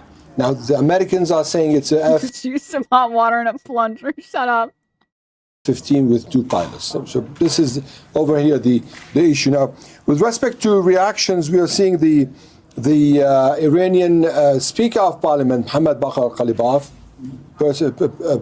character and personality, very influential these days, and his name is being repeated a lot. He says in a tweet on X, after defeating Iran 37 times in a row, this brilliant no-strategy war they started has now been downgraded from regime change to, hey, can anyone find out our pilots, please? So this is the first official reaction. At the end, there's something very crucial here. This is not the first time the Iranians are saying they're attacking or hitting American or Israeli fighter jets. It started on the 19th of March when they said they struck an F-35. Then from the American side, there was a report on an incident that took place with this plane and that the pilot was in stable condition. Later on, we heard about F-15, F-16, and now we're hearing about the F-35.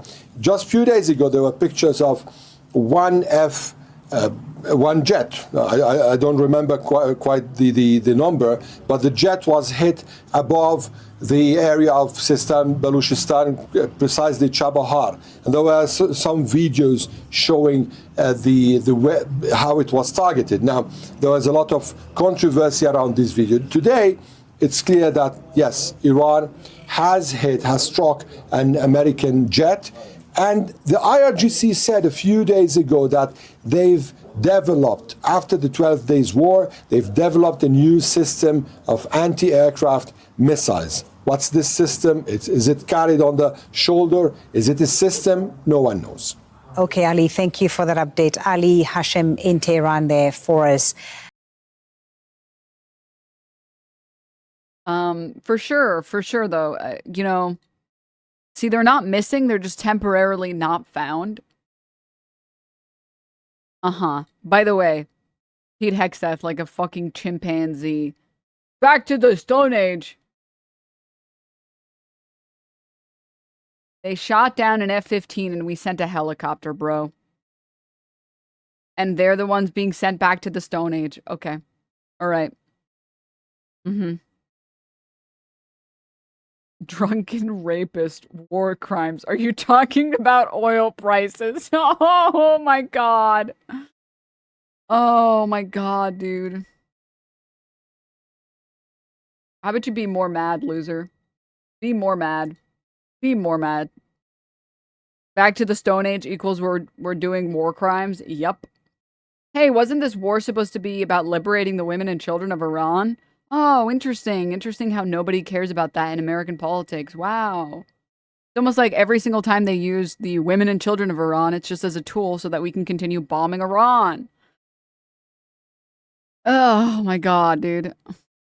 Iran just making fun of the United States. Why has U.S. Central Command gone so quiet all of a sudden?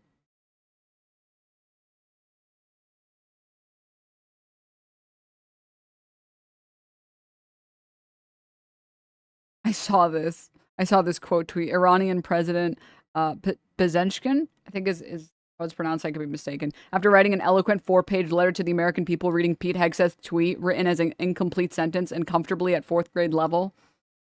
All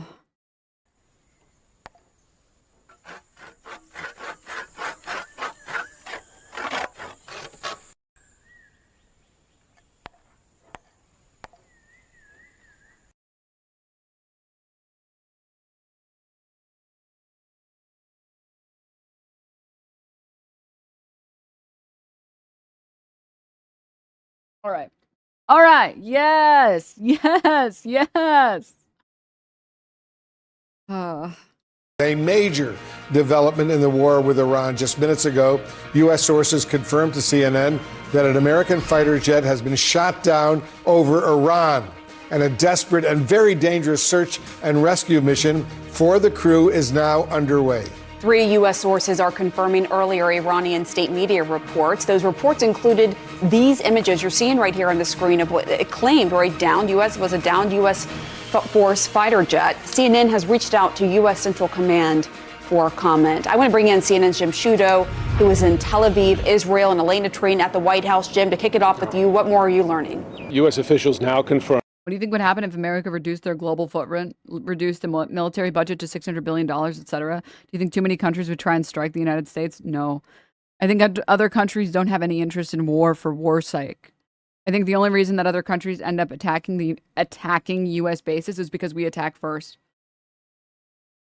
Other countries want to improve the infrastructure of their cities and of their states and improve the living conditions of their people.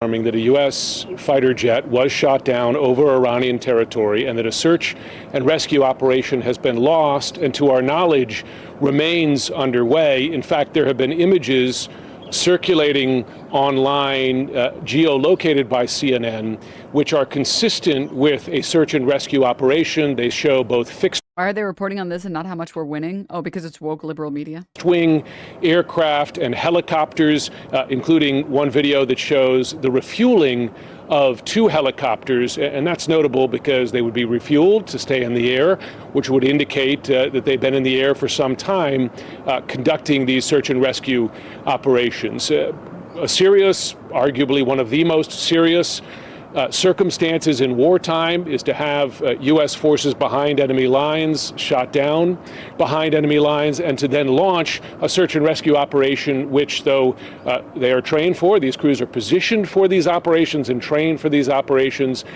Those operations themselves are dangerous as well because they put additional U.S. forces over Iranian territory in wartime, and where it's already been demonstrated that Iran maintains the capability to threaten U.S. aircraft, having shot down one.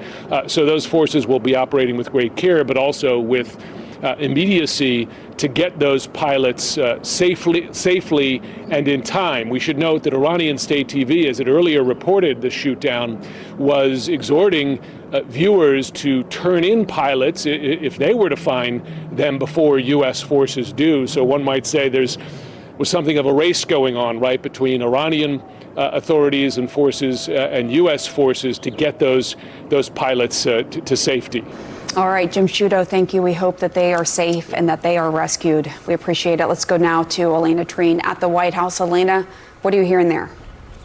Yeah, look, so this is reporting from, 3 U.S. officials, to my colleague Haley Britsky, Kevin Liptak, and I, as Jim laid out, that a U.S. fighter jet has been shot down over Iran and search and rescue is underway. I will note that at this point, there is very little information we actually know about what is happening related to this. We do not know where the plane went down. We do not know the status of the crew on board, and we are not hearing any official word from. Dude, I feel bad for the Americans that actually are going into this war, and they actually unironically believe Trump when he says that we've destroyed all of their capabilities. And they have no idea that we have not, in fact, destroyed their capabilities.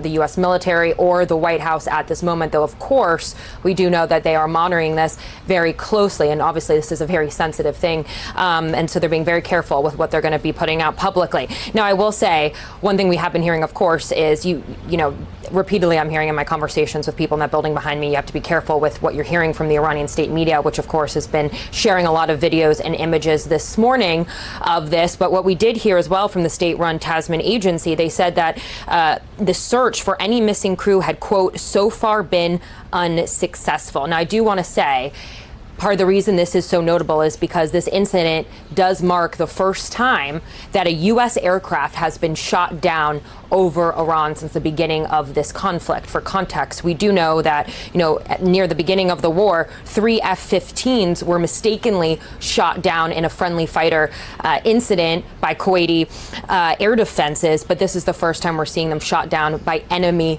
fire. Now, again, we are waiting to hear what the White House will ultimately say on this, and similarly with the military. But it is, a huge blow for this Trump. Yeah, mistakenly shut your bitch ass up, bro.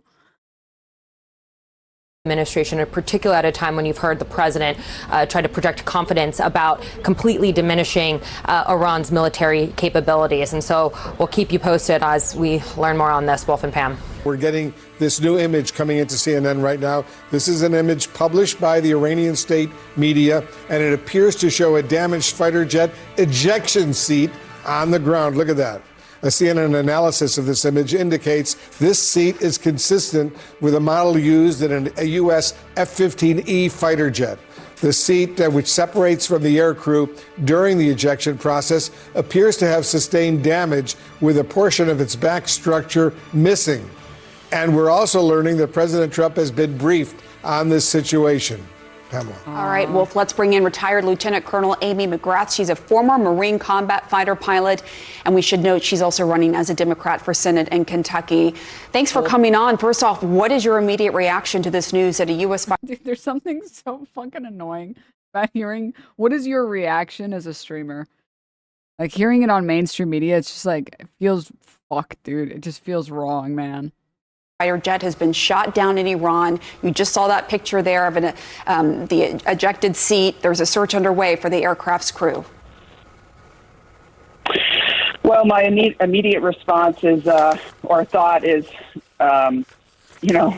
really thinking of the families of this of the aircrew here. Look, I have always felt like Iran it's a very big country. It's not the same as Iraq. I have always felt that Iran is a very big country.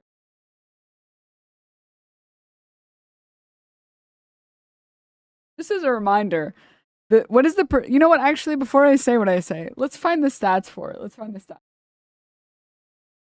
How many Americans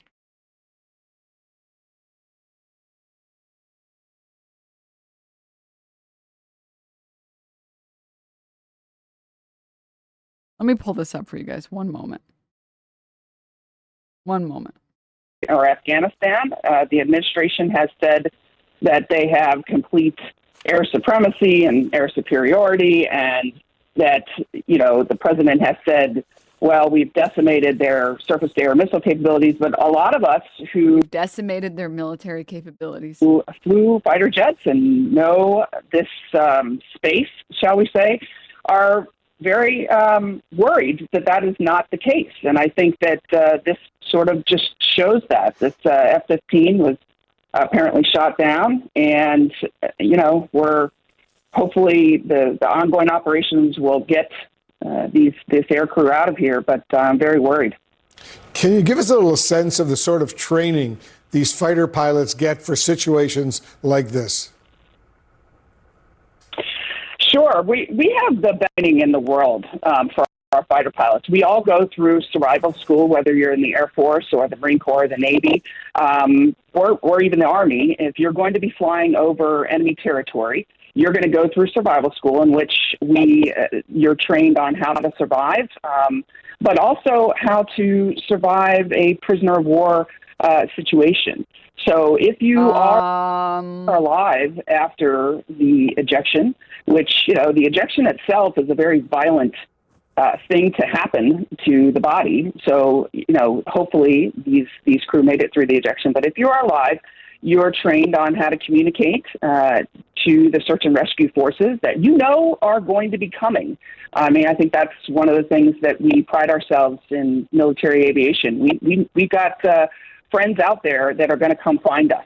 And so even if you're not alive, we have mechanisms to, like beacons, shall we say, to find these the remains. So hopefully we will be able to get these air crew back. But we are trained, and right now that's about as much as I can say, because it is a sensitive ongoing operation that you talked about earlier. To the extent you can, tell us about the sort of defenses these crew members have on their person when they eject from an aircraft over enemy territory. Well, that's a great question. When, in an F-15E, it's much like the aircraft that I flew, and the F-18 Delta, we have a pilot and a weapons systems officer. And, when you eject, you don't have a ton of weaponry. You might have your radio to be able to call and have friendly forces try to find you. And you may have a pistol on you, and maybe a knife, and that's about it. I mean, there's just not a lot of room in the cockpit for extra stuff. So, bro, this woman is talking about escaping Iran as a American fighter jet pilot, like we're talking about Leon Kennedy escaping Raccoon City. Bro, I don't know that a gun and a knife are enough. I'm gonna be honest with you. I'm not sure that that's gonna be fucking enough. So. I would say another thing to think about here is, in ejecting over a place like Iran right now, think about the fact that we don't really know if the population there is for us or against us. Oh my God, we've literally spent the past month doing nothing but saying that Iranians love Americans bombing them. And now we are going to have someone on CNN saying, well, we don't actually know what the Iranian people think about America. Oh, where does it hurt? Everywhere. And that makes it difficult. I mean, we had sort of this same thing in Iraq and Afghanistan as well. If you're going to be picked up by somebody who is going to turn you over to the Iranian, forces that are going to use you and capture you, or is the population happy that you're there? And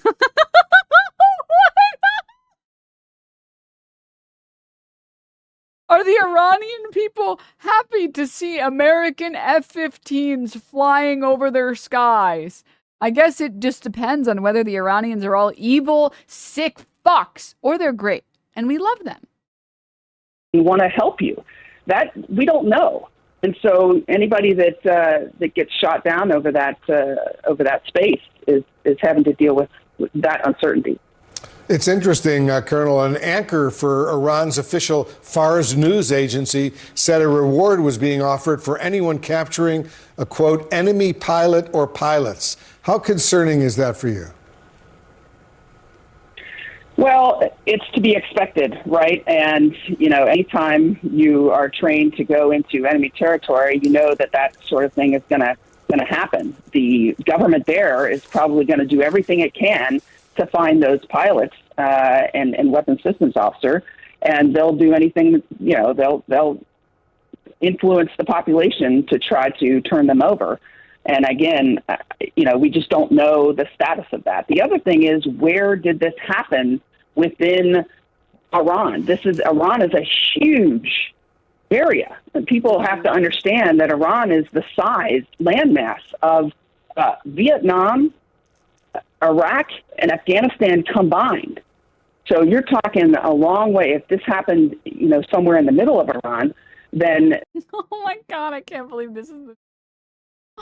They love telling on themselves. This is just a spy novel, torture-born America that wants this to happen to this pilot because they would do this to Iranian pilots. Why don't we just start describing things in burger size? Iran is like at least 1,000 burgers long, maybe more. It's going to be very hard to sustain operations to try to find these aircrew. But if it happened closer to the coast, perhaps that's a better indication of our forces being able to stay on scene, shall we say, and try to get the folks back.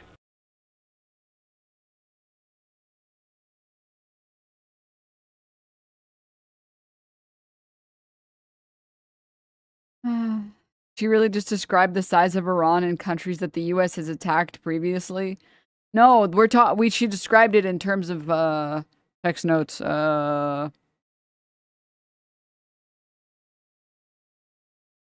Countries that aggressed upon us, but don't give me any details on that. She's neglecting to mention the key fact is that the pilots have watched/studied behind enemy lines with Owen Wilson. They're prepared for this. She's failed to recognize that all of the pilots are trained to watch the first Iron Man movie. So they know what to do. Dude, go if you haven't gone back and watched the first Iron Man movie and you feel like you're a white boy who can celebrate Eid, go back and watch that shit because it's so funny. Like, they don't even try to give any of, like, the brown people an identity. It's just like all of the brown people are working together. Like, there's some guy speaking Arabic, some guy speaking Farsi, some other guy isn't even speaking a real language. It's like the collective MENA region have all come together to do terrorism. It's like, what the fuck? It's like the most racist thing I've ever seen in my life. It's so crazy.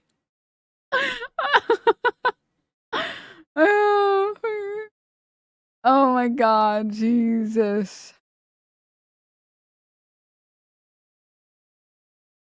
Hello, well, we start with that breaking news in the last hour or so. Iran claiming to have shot down a US fighter jet. Yeah, this man is from India, ISIS. Man is from Jamaica, ISIS.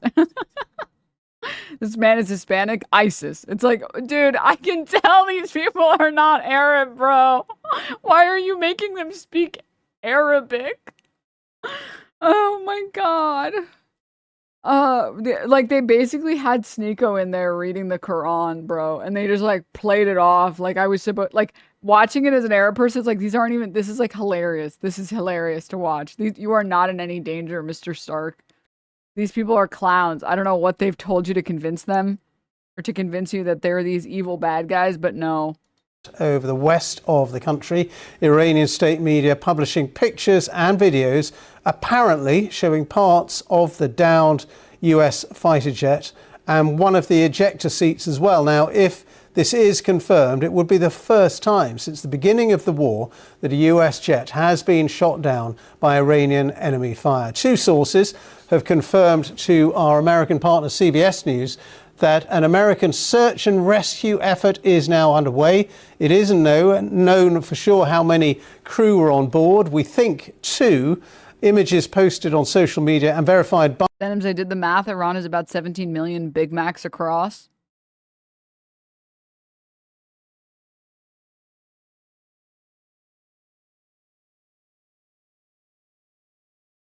CBS News showed a refueling plane and 2 helicopters flying low in the region. That would be consistent with a US search and rescue mission for those 2 crew members, if indeed they have managed to safely eject. Earlier on, an Iranian state TV newsreader for a local channel reported that there'll be a reward, a bounty for anybody who captures the pilot or indeed the two crew alive. Let's talk to Mikey Kay, our military analyst for the BBC's Security Brief programme. Mikey, well, this would indeed, if they are captured, if they're alive, if they've ejected, be a huge propaganda victory for the Iranians. But what do we know so far about this aircraft? What kind of huge propaganda victory?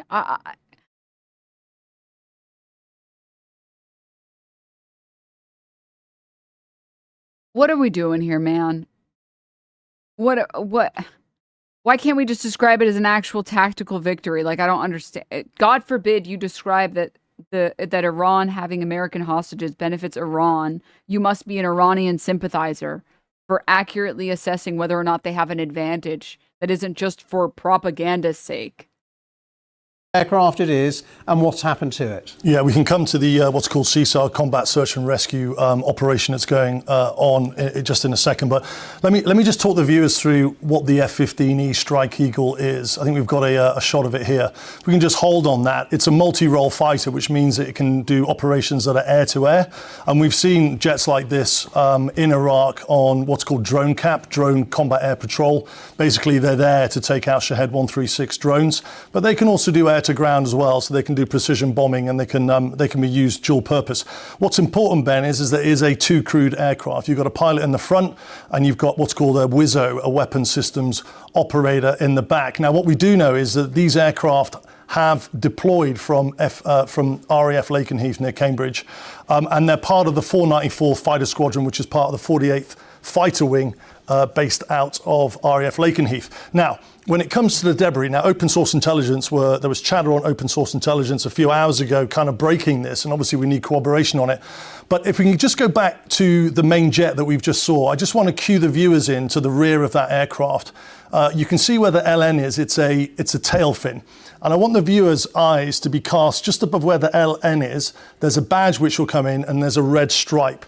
Now, if the viewer holds that thought, now if we can go to look at what the debris is that's coming out on open source intelligence channels, what you'll see is basically what looks or striking similarity to the top half of that tail fin you've just saw on the jet. So you've got the red stripe on the top, and then you've got a badge which is USAF in Europe badge as well. So looking at that debris alone, there are striking similarities, Ben, between that and... Why is MAGA coping so hard on Twitter saying this isn't true? Well, they have to believe their supreme leader when their supreme leader insisted. He insisted that we wouldn't have announced that we destroyed all their military capabilities if we hadn't destroyed all their military capabilities. The 494th Fighter Squadron jets, the F-15s that have been deployed into the regions and have been on combat operations every day. Now, what we don't know, Ben, is how the aircraft could have come down. As I said earlier, these aircraft have been on air-to-air missions against drones. We know that 3 of them were shot down by friendly fire, Q-80, F-18, early on in Operation Epic Fury, or it could be a technical fault. So we don't know that. We don't know the exact geolocation of the debris, but we do have sources. Bro, what the hell? I went to an Applebee's a while ago. There was this ex-Air Force guy who was talking to people at the bar. He said, yep, got to travel around the world and kill people. I've had a good life, just in case you're wondering what these fighter pilots really think.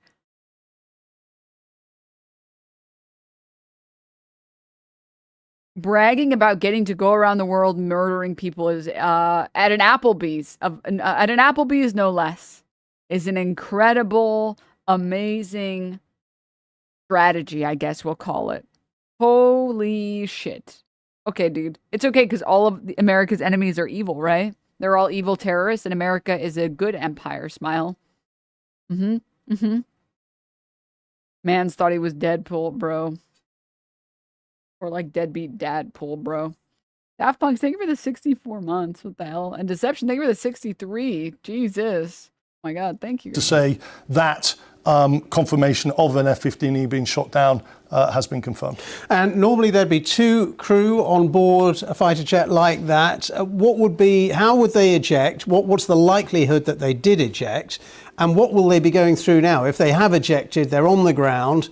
they're terrified, presumably, that the Iranians are going to come and get them, and they're hoping, against hope, that the American search and rescue team will get there first. Yeah, I mean, an ejection is the last port of call, and an ejection is considered when there's been a catastrophic failure with the aircraft. So basically, the aircraft isn't flyable.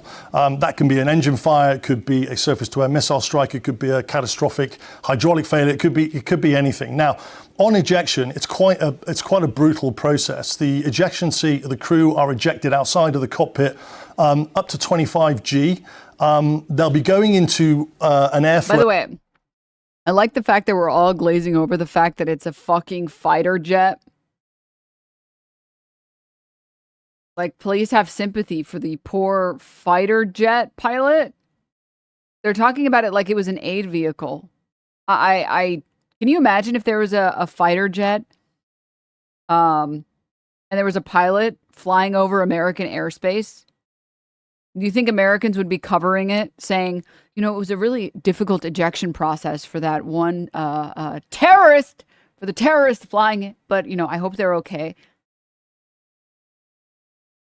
Of probably over 300 knots. So they're getting hit in the face with 300 knots and they're getting punched out of an airplane at about 25 G. They'll have what's called restraints around their legs and potentially around their arms. Did you see our helicopter going into search went down too? Yes. We needed a search and rescue for the search and rescue. So as the ejection seat comes out of the aircraft, it will pull everything in so their legs and arms aren't affected when they get out of the airplane. Now what happens is, depending on the height of the aircraft, if the aircraft is above 10,000 feet, the ejection seat with the pilot will come out, and then as it passes through 10,000 feet, there's a barometric gauge on the ejection seat that will automatically release the ejection seat. Gauge? Can I pretend like gauge isn't spelled G-A-U-G-E and pretend like it's spelled G-A-Y-G-E for this conversation? So the ejection seat falls away, and then basically the pilots will parachute onto the ground. So surviving that alone is brutal. But then, as you were talking about, then they go into survival mode. And you know, when I was on operations in Baghdad, we did a SERI course. SERI stands for Survival, Evasion, Resistance, and Escape. And part of that is escape and evasion. So these pilots, they'll be equipped with probably a short barrel 9mm weapon, which effectively is quite, it's not as useful as you might think against a hunter force. And what they'll... Yeah, no shit.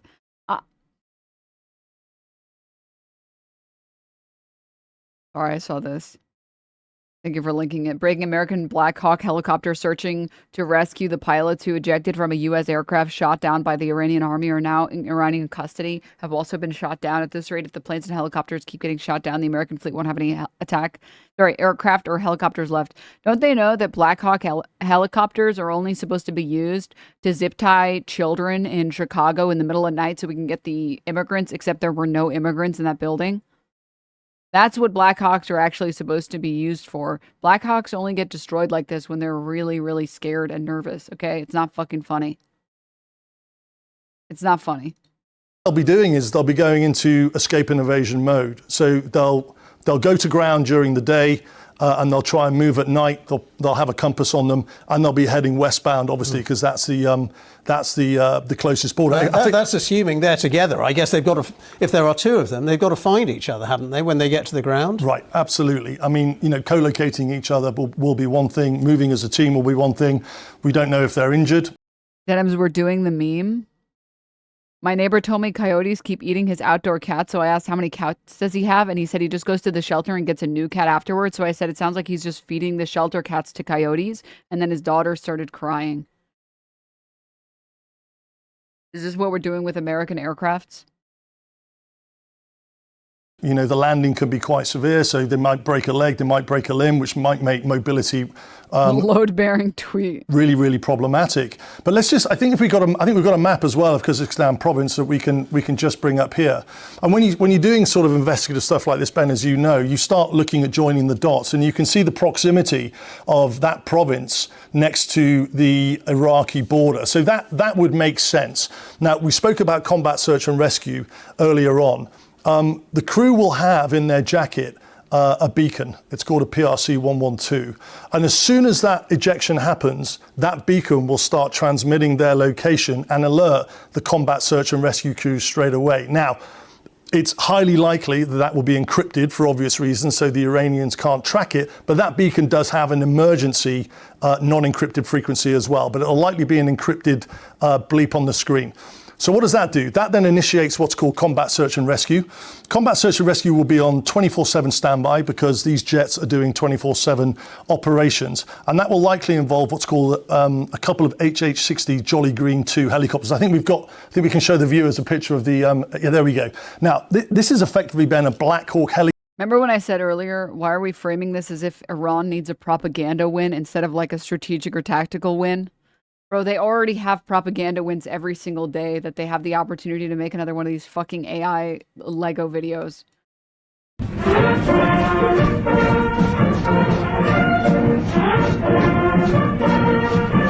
The U.S., in my opinion, has lost the propaganda war since day one. There has not been a single day that the U.S. has convinced Americans that this war is just, that the U.S. is just, and that our killing of innocent civilians in another country makes sense. We have not won a single minute of propaganda. Not even a minute of propaganda. I mean, you know how bad it is when the Amazon facility gets bombed by Iran and Americans are mad at America. I don't know how many of you guys saw this shit. This is like unprecedented in terms of Americans correctly identifying what the problem is. I had a post that showed, I don't have it on hand. It showed what the facilities looked like, the Amazon facilities looked like. But Amazon is charging all sellers an additional 3.5% fee and logistics charge starting April 17th. Guess who these fees are passed on to? Donald Trump's Epstein war is making everything more expensive. And it's an email from Amazon to this particular seller, and it says, hello, elevated costs in fulfillment and logistics have increased the cost of operating across the industry. We've absorbed these increased costs so far. However, similar to other major carriers, when costs remain elevated, we implement temporary surcharges on our fulfillment fees to recover a portion of the actual cost increases we are experiencing.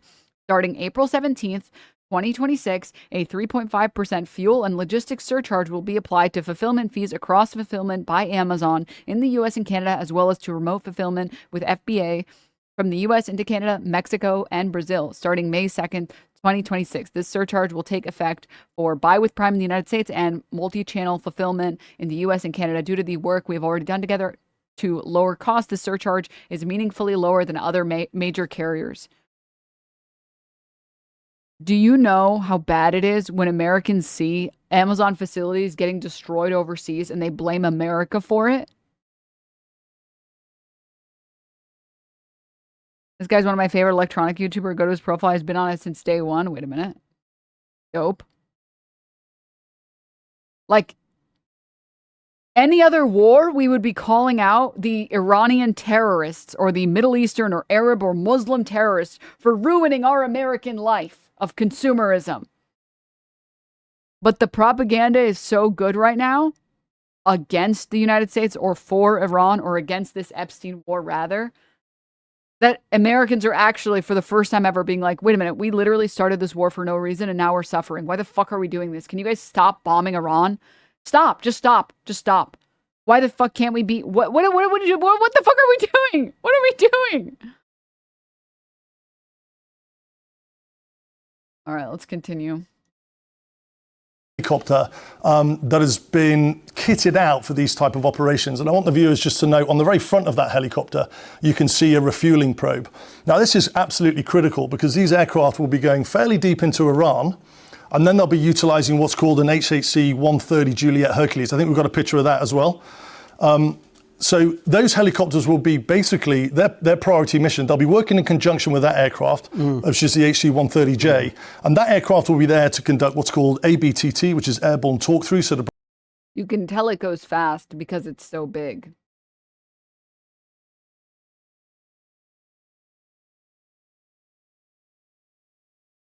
provide communications, but also refuel, because the priority of these assets, the combat search and rescue assets, is to identify and extract those crews. It's basically... Bro, this is like picking Groot and being like, I'm going to go on a stealth mission. A race against time now. And there'll be a hunter force, which I mean, will be sizable because this will be a priority for the You're Iranians. talking about the Iranians now, yeah. I mean, hunting them down, these two crew. And they'll have significant capability. They'll have long-barreled weapons, so they can shoot further. The crews will have short-barreled weapons, and then they'll also have night imaging, thermal imaging capability. So the protocol is for these crews to move by night. The Iranians will be expecting that. So they'll have the thermal imaging cameras, they'll have probably helicopters over the area where the crews have been shot down. And again, it's a race for time to see if the CSAR operators can get their hands on the crews first or whether the Iranian hunters can do that. You talked about that search and rescue mission, and CBS News again have said that they have images of a refueling plane and 2 helicopters flying low over that province that you were talking about. So it does look like there is. He's like, these aircraft are so cool that they failed, bro.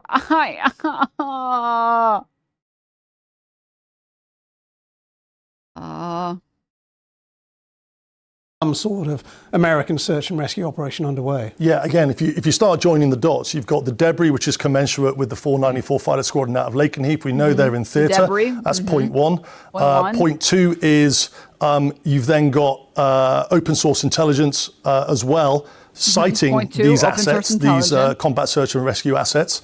And then the geolocation of those is over the province of Kyrgyzstan. So when you start joining all the dots together, the plausibility of this and the actual operation that's ongoing, that's reported on open source intelligence, starts to make sense. Bro literally just spoke for 9 minutes and 48 seconds to say, bro, don't worry, we'll send another bigger plane that definitely won't get hit. It's all good. It's all good. Love when the yeah, all right. Translation, this is not going well and it's not going to go well. But at least we have a military budget increase, right, guys? Trump has proposed a $1.5 trillion defense budget, a 40% increase, the largest since World War II. In exchange for more war, he wants to cut the EPA budget by half. We don't need clean air and water. That's fine. Cut $10 billion for housing. We got plenty of housing. We're good. Cut $8.5 billion for K-12 programs. Who cares? Fuck them kids. But not the way that Trump wants to. Cancel $15 billion for clean energy. Who needs clean energy? We got clean coal, baby. Cancel $2.5 billion for clean drinking water. I already said earlier, clean drinking water is for liberals. Eliminate $1.6 billion for youth job training. They need their bootstraps anyways. Cut $3.5 billion from the Labor Department. Eliminate $395 million for senior employment. Senior employment. Okay. Eliminate $775 million in food assistance grants. You don't need food to live, liberal. Eliminate the National Endowment for Democracy. Who needs democracy? Cut $5 billion from the National Institute of Health. We don't need health. We definitely don't need research papers. We definitely don't need cures to anything. We've actually solved all healthcare. We're good.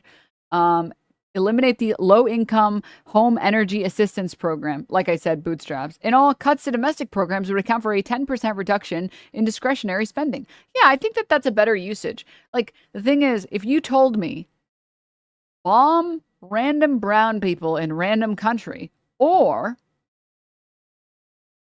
have healthcare, food, water, housing, K-12 schooling programs,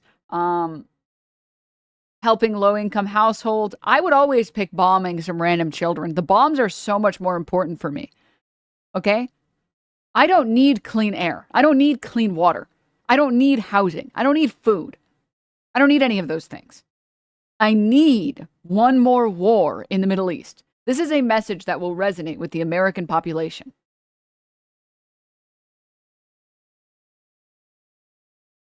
You need the Dow. The Dow. Dow. The Dow is over 50,000. Why are you laughing? Why are you kecking? Why are you laughing? Oh, my God. The Mullerals are gone, people. Thank you. That's what it gives us. One more the Dow. Bro, people tagging me in posts about Pam Bondi getting fired, just saying the Dow and then saying at Denim. Oh my God, dude. Oh my God. This is a crazy reply. Just in case you didn't know what the different parts of a fighter jet are called.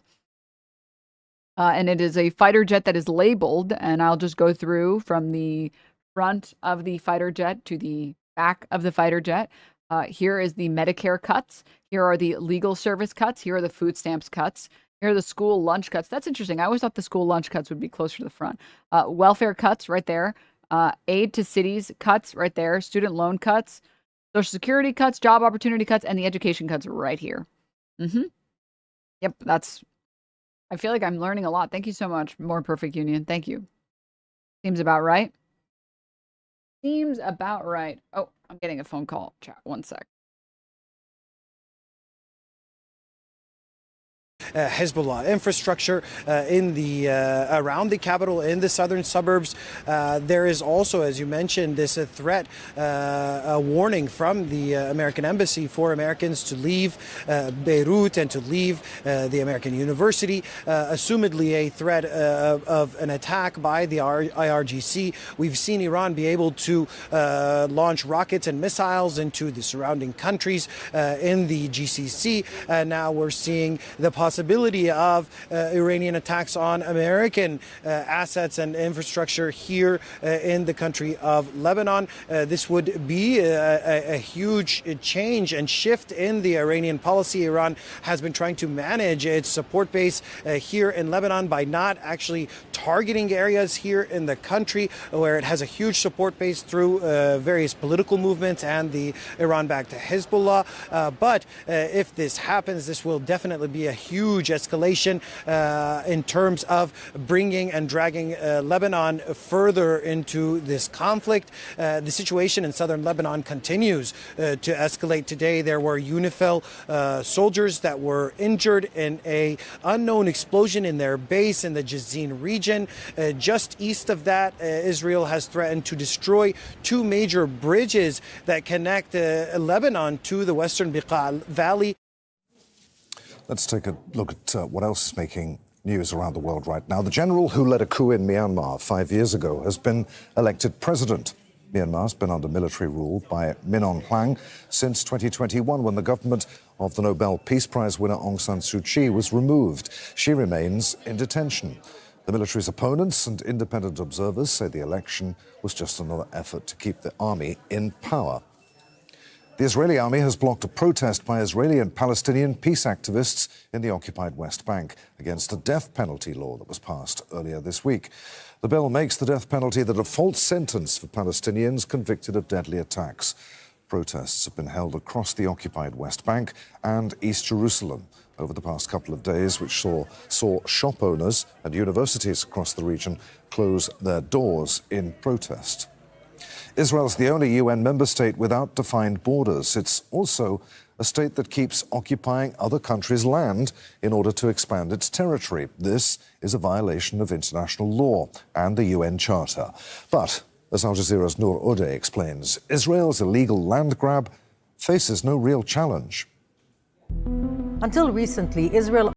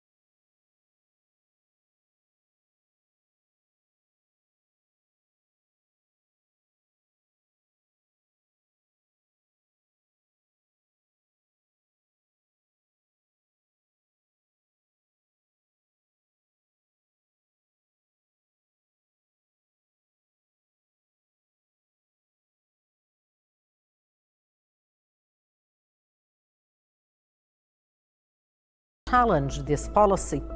All of them have dropped ending the occupation from their platforms. A Russian drone has hit a veterinary hospital in the Kyiv region. At least one person was killed and 8 others were injured. Al Jazeera's Audrey McAlpine reports from the Ukrainian capital. This is the result of the latest Russian attack on Ukraine. Behind me, a veterinary hospital that this afternoon was hit by a Shahed drone. It's one of multiple sites across the country that was hit and which has prompted electricity outages across the country. We spoke with one of the neighbors here who described the attack. I hear some people screaming. Sorry about that. Wait, I got a really important call. All right. Apologies. Chat is you guys are so spoiled because I never leave stream for more than like 10 seconds at a time. And when I pee, I'm like speed running peeing. I think I have the shortest speed run, the world record on speed running peeing. And when I actually have to leave for like 5 minutes over the course of hours of streaming, it's like, hey, where did she go? I've watched other streams when people have like BRB screens and they leave. They leave for like 20 minutes. I'm like, what the hell? Huh? What the?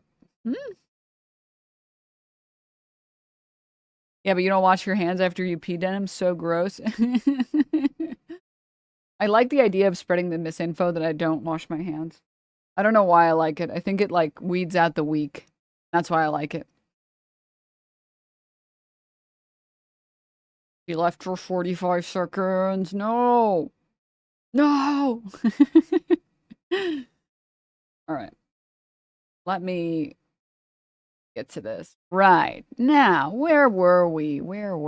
Sorry, I'm just like, I'm a little cracked out right now. Because I was really excited about that phone call. That's exciting stuff that's going to be happening on this broadcast. But I can't spoil anything. But it's just exciting. You guys can just know that it's exciting. Alrighty. Really quickly, since we're on this topic anyways, did you guys see this shit? Like, this is the most satanic, not even satanic, this is the most, like, disgusting, like, inhumane shit I've ever seen in my fucking life. Israeli National Security Minister Ben-Gvir outside the Knesset chamber celebrates the passing of the death penalty law for Palestinian detainees, describing it as historic and saying soon we will count them one by one. Yeah, it's Satanist slander, bro.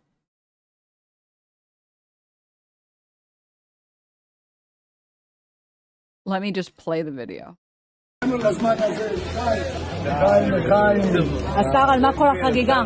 מוות למחבלים, עבר היום חוק מוות למחבלים, היסטוריה, היסטוריה. Where's their translation? I thought there were. Can you imagine whipping out the champagne bottles because you got the death penalty established, but only for Palestinians?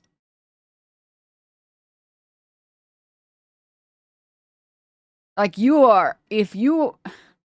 like Ben-Gvir is a genuinely horrible person. Like I is this what Hitler would have done if he had social media? He would be cheering on. He'd be like, we just built the best chambers. We built the best concentration camps. Yes. And he'd be popping champagne bottles. Like, what the fuck are we doing?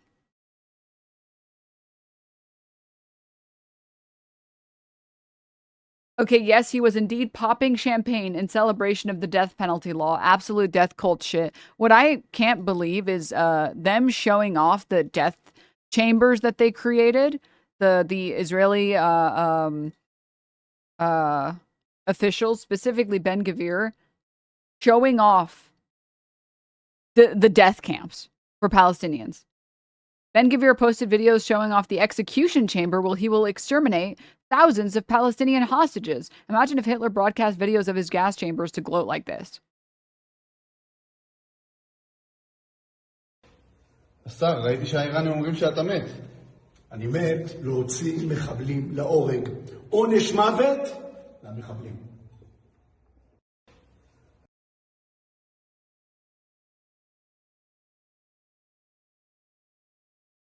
What? What? If you don't cut off Israel completely at this point when they're openly demonstrating the crimes against humanity they're about to perform, then you'll never be able to pretend you didn't know.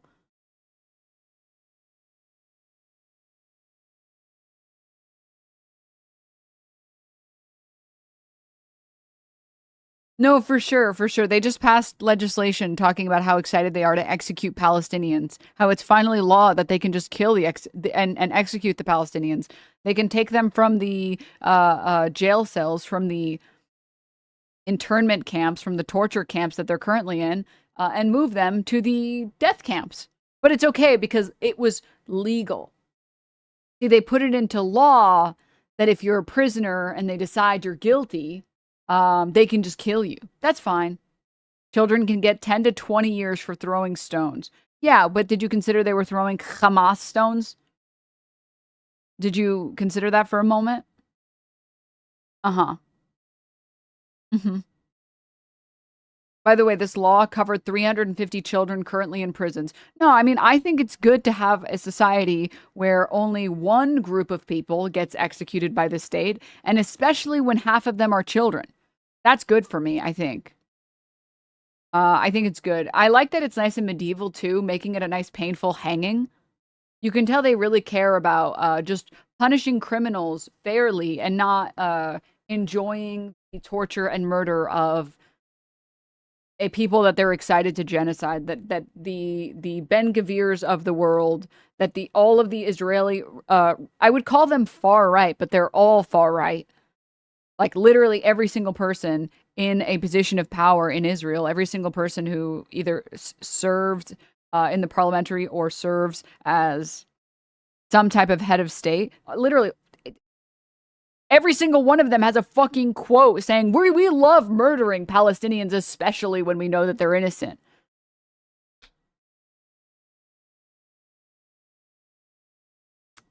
Either add this to the history books or take the Holocaust out of them. They don't get to have it both ways.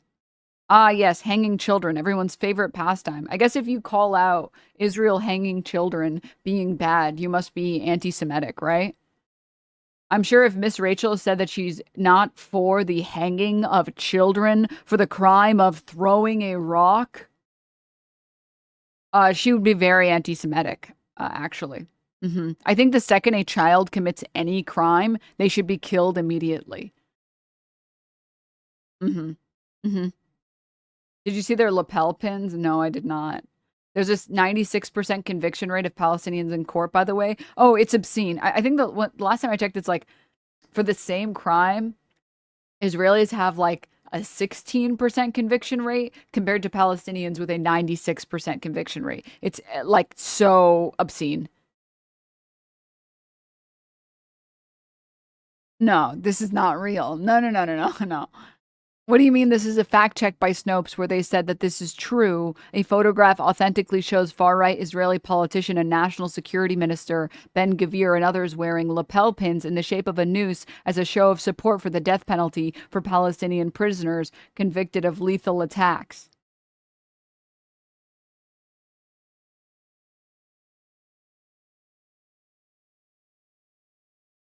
I'm sorry, I'm processing. I just need a second to just process this. Guys, can you just give me a second to process this?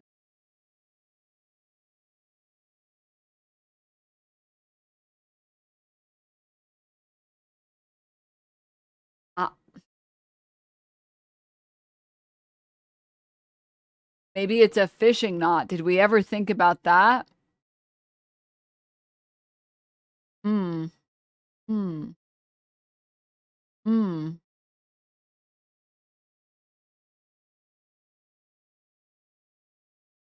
Is it bold? Is it really bold to say that if you're advertising how excited you are to kill all of the Palestinians, you deserve to rot in prison forever?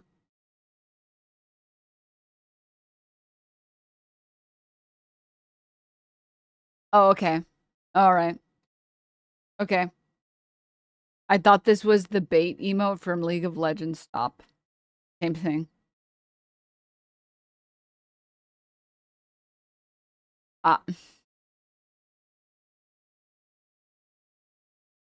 In lighter news, my side monitor still now has gnome bimbification burnt in on the screen. I'm sorry.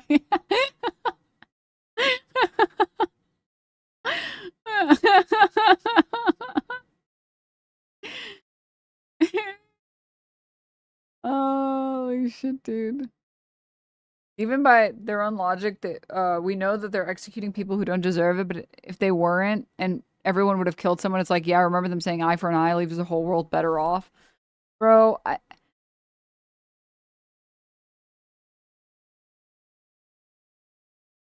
I just don't.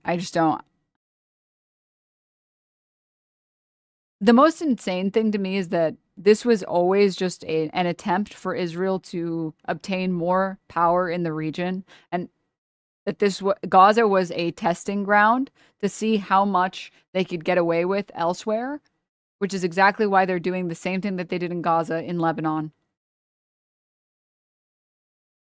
Oh, yeah, we need you guys to evacuate so we can get the terrorists in the region. Can you guys all just leave your homes? Also, we will be destroying all of your homes and you cannot return. That's the same strategy we used for Gaza. Yes? What about it? We know no one's going to stop us now, so we can just go for it. Oh, okay. Oh, all right. Good, that's good.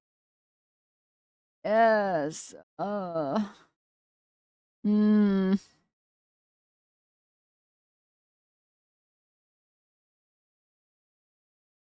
called Jared Kushner. Dude, I don't like Jared Kushner. I don't even like to think about him. I don't even like to utter his name. It's not pleasant, bro. I imagine his face and it like burns into my retinas and it traumatizes me. And then there was this. BBC investigation confirms IDF snipers are systematically targeting and killing Palestinian children, including infants. The BBC World Service has compiled material on over 160 cases where children have been shot in Gaza and found that in 95 cases, the child was shot in the head or the chest. In most of these cases, the victim was under 12 years old. The cases we found run from the first weeks of the war up to July this year. How do we know that the BBC isn't anti-Semitic is the question. Can we confirm that? Can someone please confirm to me first whether or not the BBC is anti-Semitic? Because I'm concerned that the BBC is anti-Semitic. They might be Hamas. Bro, and can I say something really quickly also?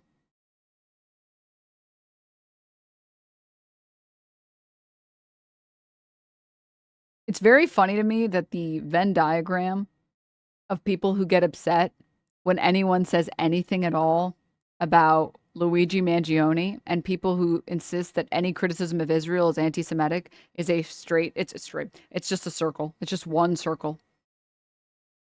Do you guys see this shit?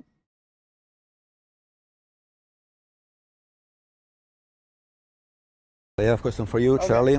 You play Luigi, a great Italian guy. Who's your favorite Luigi in recent American history? Recent American history? Well, me, first of all, number one. Luigi Mangione. Luigi Mangione. Number two. That's perfect.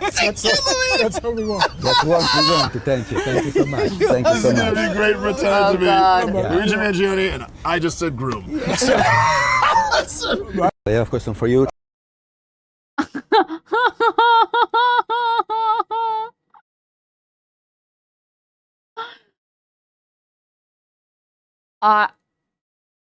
You can do bits about this on the Mario movie press circuit, which means nobody gives a fuck about that CEO anymore. LOL. Bro, did you guys see the post about the In-N-Out CEO? He gave up his like $1.5 billion or $1 million pension or his like bonus and gave it to his workers because he didn't want to get murdered. Was it Five Guys? Five Guys CEO. Five Guys CEO says he gave away $1.5 million in bonuses so no one would shoot him. Update. He's gained weight. Now she calls him Eclipse. What the? In a recent interview with Forbes, Jerry Merle said that he issued bonuses to his employees after a company-wide birthday promotion that turned out to be a disaster. He joked the bonuses were not given out of selflessness, but because he was worried about his life. I didn't want anyone shooting me in the back or anything after the first day because we really screwed it up. We had no idea we were going to get that type of response.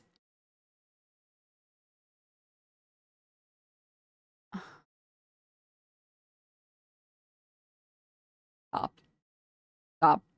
No, I do think that Republicans, by far the funniest thing in recent history that I can think of is conservatives, Matt Walsh, Ben Shapiro. There was one other. It wasn't Steven Crowder. It was somebody else. I don't think it was Charlie Kirk. There was somebody else going on air and being like, you know, the left-wing problem of violence is insane. How could anyone be cheering on the death of a CEO? And all of the comments, every comment is, this is not a left or right issue. How could you, Ben Shapiro? This is not a left or right issue. I have United Healthcare, whatever it was called. What was it called? What's the company name? Is it United Healthcare? It's something like that. Yeah, it is United Healthcare. And they have denied my treatments for cancer multiple times. They've denied my husband's back surgery. They've denied my child's MRI scan or whatever. This is an evil company. How dare you, Ben? It's like, this is just not a left or right issue, man. This is just not a left or right issue. Sorry. Seems like they do understand a certain language because they would have taken months of union negotiation to get that type of progress. It's only $1,000 per employee. Fuck that guy. I mean, United Healthcare, the company that denies your claims with AI. My dad has them. It's fucked. I mean, what's the rate? What's the rate? You have a child and husband, Denims? Yes. And I also have a wife, and I also have 500 cats, and I also have 10 grandparents, and I also have a worm, and I also have Charlie Day is based. Charlie Day has always been based. Okay. 6 jobs, 7 wives, need more cats. That's actually true. There was something I was going to say. Fudgers. Oh, isn't it like 30%? It's like a 30% denial rating on all claims. It's obscene. Damn, Denims is greedy as fuck. Have we not seen your other 498 cats? Well, they're all gray, so I just pretend like it's 2, and it's actually 500 gray cats. I did kind of think about, like, it would be very funny to get a third cat that's also gray, and then pretend like I only have 2 cats, and then one day there'll be 3, and then everyone in chat will be like, 1, 2, 3. No. 1, 2, 3. I must be counting wrong. Like to stream, did we watch the Zohran Dr. Sliwa sketch? No. We can watch it now. All right. No, not this. But before we watch that one, I wanted to watch this. On the topic of Mamdani. New York City Council just released a budget proposal. Here's what New Yorkers should know. And it's this quote tweet that says, you know what I like about bro is he's always fucking talking about New York because it's his job. He's obsessed with New York. And when he weighs in on Twitter, it's about New York. It gets said a lot, but it's crazy to see what an actual elected official looks like. Correct. Absolutely correct. Back in January, we explained how the budget process worked. Well, my friends, we're in the middle of it now. Council Speaker Julie Menon just released her budget proposal. Her plan claims to close the city's $5.4 billion fiscal gap without taxing the rich or cutting services. The problem is, that's not what it would do. If her proposal was adopted, it would result in slashing billions of dollars from agency budgets, and working New Yorkers would pay the price. It double counts savings, overestimates revenues, exaggerates savings on interest payments. And in the midst of this historic budget deficit, the Speaker's $6 billion proposal asks Albany for just one thing: more time to reduce class sizes. My position? Tax the rich. Make sure the wealthiest New Yorkers and most profitable corporations pay their fair share. End the drain.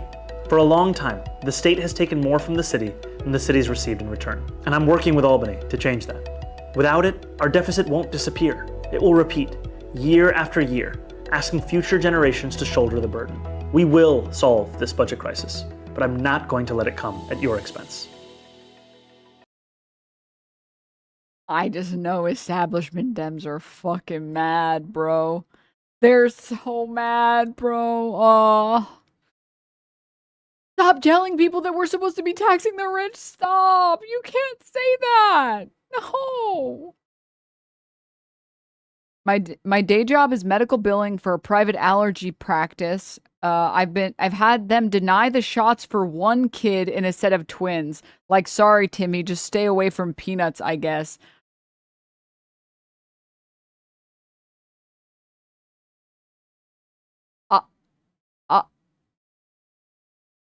Can you imagine? Your Billy, your brother Timmy gets the fucking approval and you don't. You're like, what the hell? But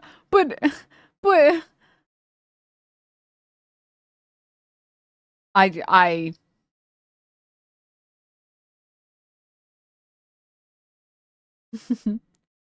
Oh man, I'm sorry that you fall for the billionaires when they lie to you, bro.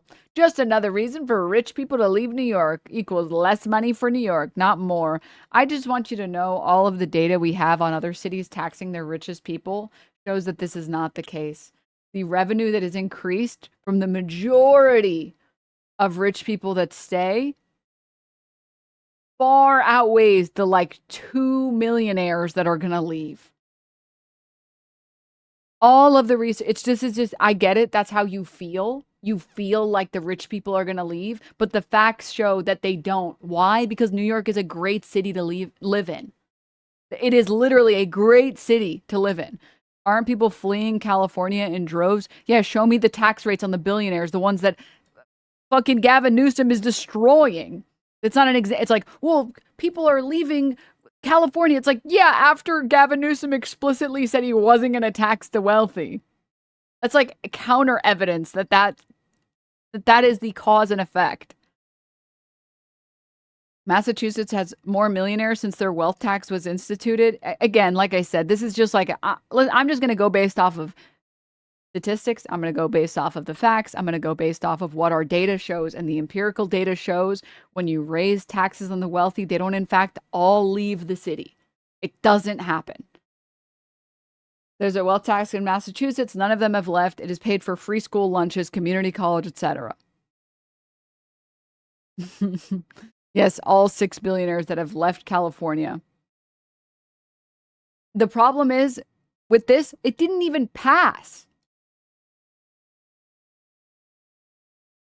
They're leaving off the idea. If that's the case, then shouldn't all of the billionaires have left New York? Oh, except they didn't.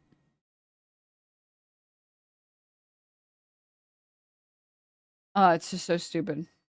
So stupid. Potential revenue, Pepe law. More wealthy people have moved to Massachusetts since then too. Yep. Even if they wanted to leave, it's not like the next day they leave. The other problem too is people are not going to like, if you live in New York City or you've had the pleasure of visiting New York City as an American, you will quickly realize there is not really a better city to live in as a rich person or even a poor person. Like, yeah, the billionaires are going to leave New York City to go what? Live in Idaho? Let's just be real for a minute. Come on. Come on. Yeah, the only other situation that they would move somewhere is like Miami, but like, bruh.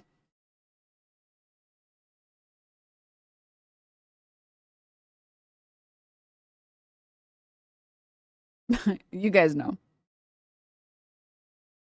And we're going to move to Mars. You wouldn't want that, would you? No, please. I would hate if all the billionaires left to Mars, bro.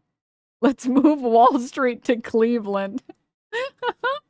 You'll see. Oh, dog, stop.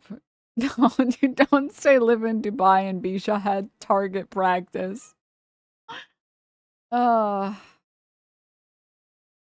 my God, dude.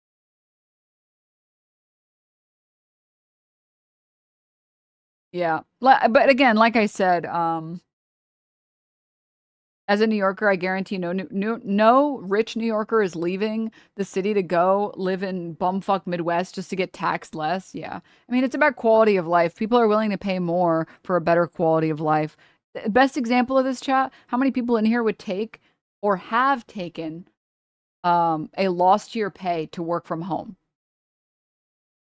The quality of life is just worth it. It's just better.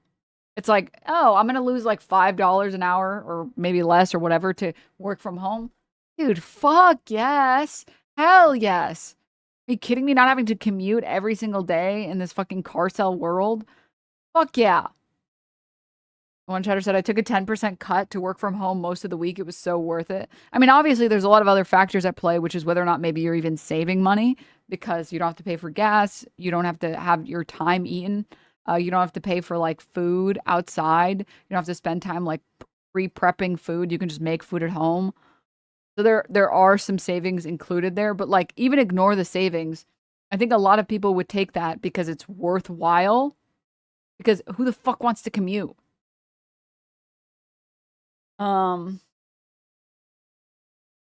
Gas is like $4.29, bro. Living in California, seeing $6.50 gas. It's like, oh, okay.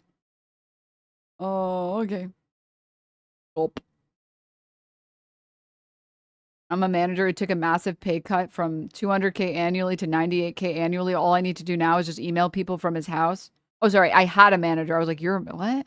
I had a manager who took a massive pay cut from $200K annually to $98K. And now all he has to do is email people from his house. He could be gooning and doing his job at the same time. That's kind of impressive. That's kind of impressive.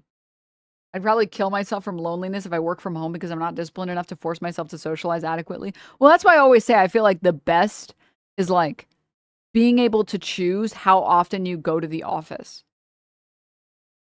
Like the hybrid models where like maybe you go once every 2 weeks, but you can go more if you want to, as long as you get the work done. Because if you like your coworkers, I have wanted to go to work to hang out with my coworkers. But I don't want to go 5 days a week. Fuck. That's so ass, dude. But anywho.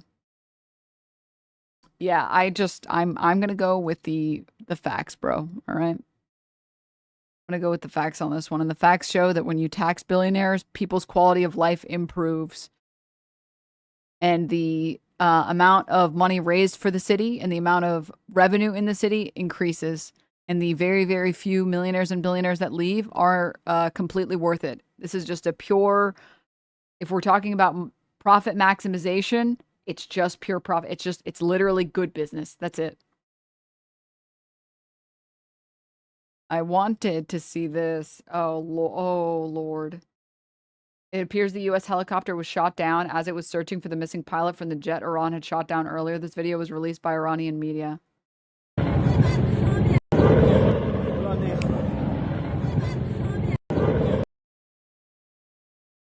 So I've seen some initial reporting showing that one of the pilots was rescued. Oh, wait, sorry. I meant to show this. Totally forgot. I meant to show this video. I'm exploding the person who made this with my mind right now. They're gone now. They are no longer on this planet. I exploded them with my brain. Isn't that just a normal cat bed? Yeah, but like... So? How do people still get baited by April Fools anymore? Because I have whimsy in my heart. Okay? Because I have whimsy in my heart and I want to believe. Everyone has this power? Yes. If you're pure of heart, simply close your eyes and imagine the person you dislike exploding with your mind, and they will explode in real life. True. Use the power responsibly, though. Okay? Don't let them take your whimsy, Denims. I'm only pure of fart. No. Dude, I'm not gonna lie. I did get like a fake laptop for my cats to enjoy, and they did actually start enjoying it. They did. Real shit. Anyone else have the problem with cats where like they just like stop using something and then you move it like 5 feet and they're like, dude, this thing is dope. The number of times I'm like, they don't even use this thing anymore. I'm going to throw it out. And I move it next to like the front of my apartment so I can go throw it out. And then suddenly they don't want to get off of it. They're like, dude, what is this? This thing is dope. How long? When do you get this thing? Dude, I am not going to get off this for the next 5 days straight. It's like, I just mentally prepared myself to part with this. And now you're using it? All right, bro. All right, bro. Okay, man. Whatever you say.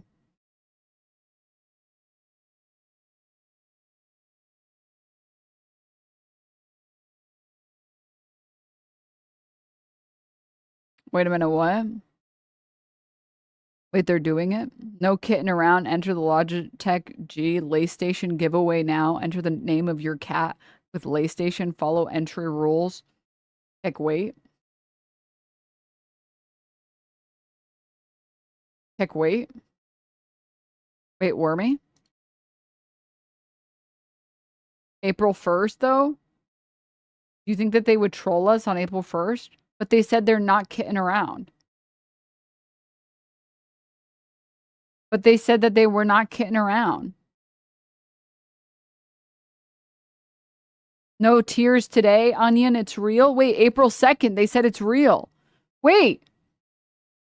If you're April Foolsing on April 2nd, you actually explode. The government actually explodes you with their mind.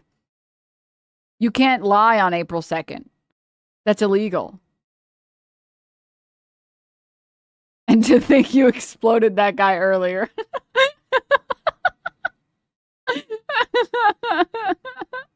Wait, sorry about exploding that guy. My bad. Let me put him back together. Okay, he just got put back together. I unexploded him. He's good. He's good. He's good. He's good. I might have gotten the eyes wrong, though. I might have put his left eye in his right eye socket accidentally. I hope he's okay. It's fine. He'll just deal with balance problems forever.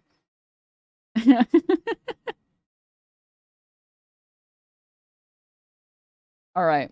Dude, Mehdi Hassan taking no fucking prisoners of war. The regime change happened successfully. MAGA. Oh my god. And it's the Iranian embassy Twitter account posting American generals, I believe, that have either resigned or been fired.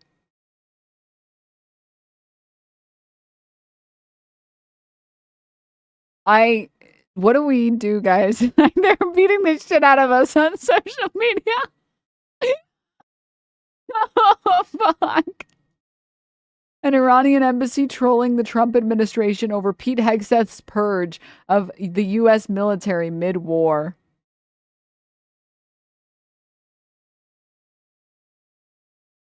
So when do we hang it up is the question. So you're saying Trump was right. Regime change has occurred?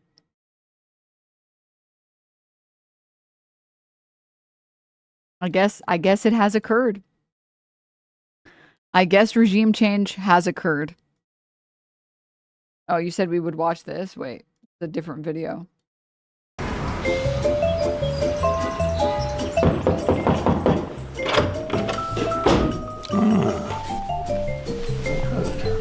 How you doing, doctor? It's not how I'm doing. It's how you're doing, young man. My name is Dr. Sirtis Sliwa. Dr. Sliwa, you said? Yeah, Dr. Sliwa. I'm looking at your name here on the chart. I don't even want to try to pronounce it. Hey, is it okay if I just call you the Z-Man? Yeah, that's fine. You look very familiar, though. Were you ever riding the trains in the wee hours of the morning from like 1980 to 1991? I wasn't, how do you say this, Dr. Sliwa, alive. Okay, young buck. So you're here for a cat allergy shot, huh? Yes, sir. My wife and I are adopting a cat. It never stops with one or two. Munka Giga. Oh, no, it doesn't. How many shots have you gotten up to now? This is actually going to be my third shot. Oh, your third. You know, I got 5 shots in the back of a cab. Back of a cab? Well, it's before your time. Doctors Gambino and Doctors Gondi, they did things a lot differently back in the day. What day was that exactly? Oh, you ever see Love Story? Oh. Anyway, I don't know if the nurse told you, I'm sort of going through a midlife crisis, you know, changing careers. It's been a little traumatic. What were you doing before? Oh, you know. Stop, don't say that. Stop. Cringe old man seeks street cred. Shut up.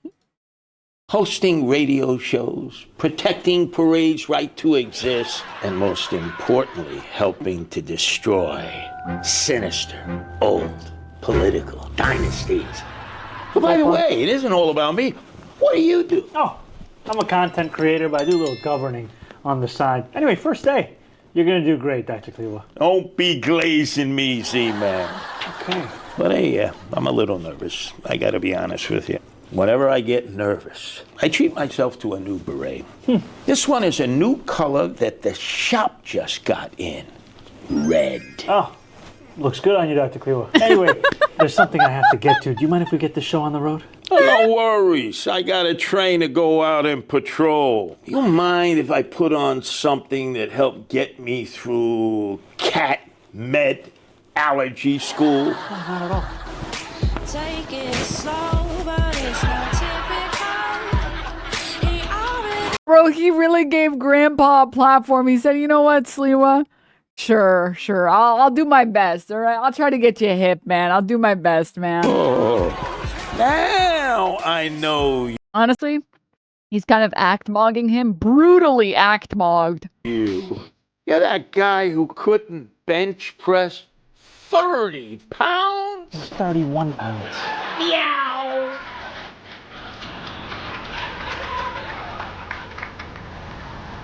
Is it not insane that Sliwa has more street cred than Cuomo does? Just because he's pro-cat? That alone will make New Yorkers like him more than anything else. Meanwhile, Cuomo, I don't feel like cats fuck with Cuomo. There's no cats for Cuomo, bro. There's cats for Curtis, bro. I'm sorry, it's true. It's true. This was the deal he made to shank Cuomo. Yeah, Curtis Sliwa and Mamdani backroom meeting. He's like, listen, I'll drop out, all right? I'll shank the fuck out of Cuomo. I'll give him back shots in the cab like I got. What? What? But when you win, you got to do a video on me. You got to make me look hip with the kids, all right? You got to make me look hip, okay? That's it. Mamdani's like, I'll do my best, man. Shit.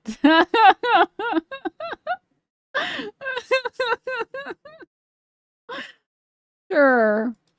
Okay. Sure. When you beat a boss in a video game and he becomes a playable character. Oh, God. There's also this with Cuomo. Oh, no. Gulpa. You're making everyone here feel uncomfortable. I am Cuomo. I know I make people feel uncomfortable. That is my entire brand.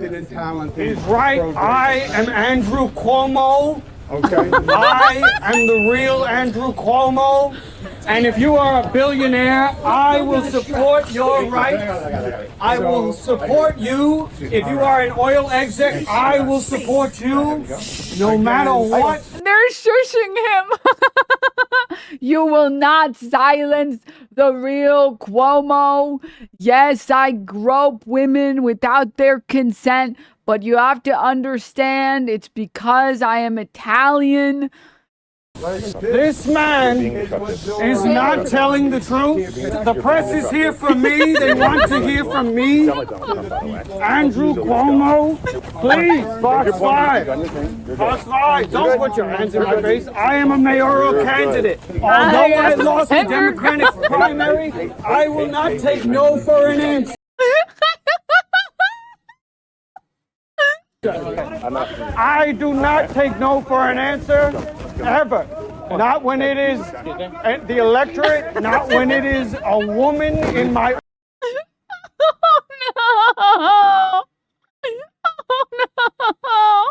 no! Bro. Oh my god, bro. Oh my god. He's getting brutally frame mugged. Oh my god. Office, I don't do that. The joke is over. The joke has only begun. Yeah, okay. Do you see this crowd? Yes, do you see this? Dude, this is a short king using his power for evil. This crowd, all 15 New Yorkers have come to support me. Wait a second. Wait, come here. Come here. People feel uncomfortable. Come here. Let me. Come on. Yeah, give me a little kiss. I'm Italian. Give me a little kiss. Give me a little kiss. Oh. Scaring children. We're scaring the children. We're scaring the children. In the Cuomo land, we will scare all of the children, all of the women.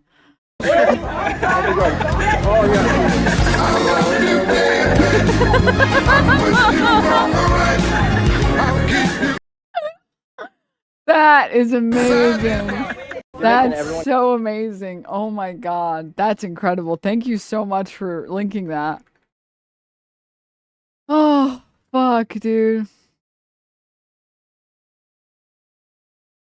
Hatter says, I'm Italian. I can tell. Italians are like Greek people. They love to tell everyone what they are. Yeah, we get it, bro. You're not white. Right? Sure. Last I checked. Burning in the sun. Rules speak for themselves, brother. I'm kidding. I'm joking. There's going to be like one leftist posting a fucking essay right now. Actually, historically, Italian Americans have been discriminated against, as have all other types of white people. And whiteness is a concept generated to exclude other. Yeah, I know. It's called a joke. All right. Let me guess. You get no bitches too. Actually, bitches is a derogatory term for women, and you shouldn't use that type of term. Oh my God, brother. Oh my God. Have you considered meatballs? What the fuck does that mean? Shut up. Oh, Christ. Explode him with your mind, Denims. I'm exploding the chatter with my mind. They won't be able to type. They've been exploded. Yes, and anyone else who dares type something annoying in my chat, consider yourself exploded, bro. What is your response to the meatball allegations? Well, no comment. Nothing to say. Nothing to say. Okay, I lied. There is one thing to say. There is one thing to say. I have one thing to say. Before I send all of you off into the abyss. I saw this post and it took me out. I hate the concept of Penny Parker so much, bro. Like, capitalism is enough of a problem IRL. When I'm playing Rivals, I'm not trying to deal with you greedy landlord fatties claiming the map as real estate and killing anyone who enters your property.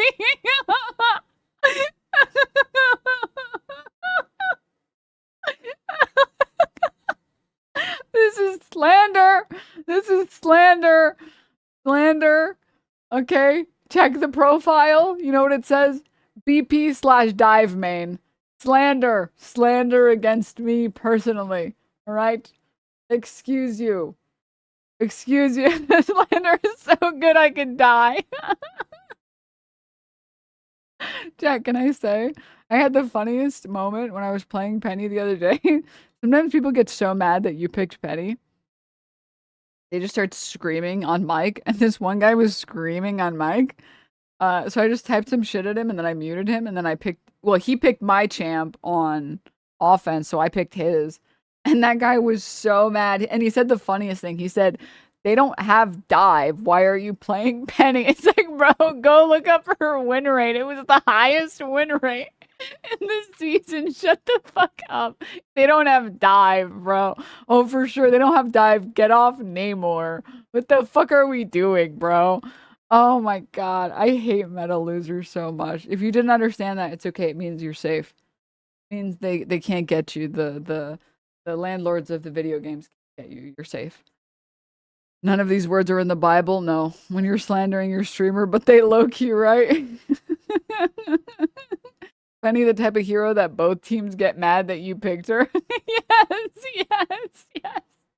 Like Spider-Man, bro. Oh, God. Anyways, all right. That is the stream for today, everybody. Before you go, Resident Evil Requiem, April Fools. No, we'll do that tomorrow. You have to show up tomorrow, Greggle, so you can send it again so we can watch it tomorrow. Because tomorrow we will be doing gaming streams. We'll do gaming Saturday and Sunday. I have to head off. I have an appointment I have to get to. But thank you, everybody, for tuning in to the stream. Thank you for tuning into the broadcast. I had a great time. I hope you guys did too. We have a lot to get to tomorrow. I still wanted to watch that Hassan hit piece and then the Hassan Glaze piece. I thought that would be funny. And I kind of wanted to watch some of the highlights on the recent Trump press conference, which was him talking about sending Iran back to the Stone Age and a bunch of other senile nonsense. So we'll do that tomorrow. But thank you, everybody, for tuning in. I will see all of you guys tomorrow. Have a great rest of your day. Stay hydrated. Tell your homies you love them. And I will see you guys all in the next one, everybody. Bye.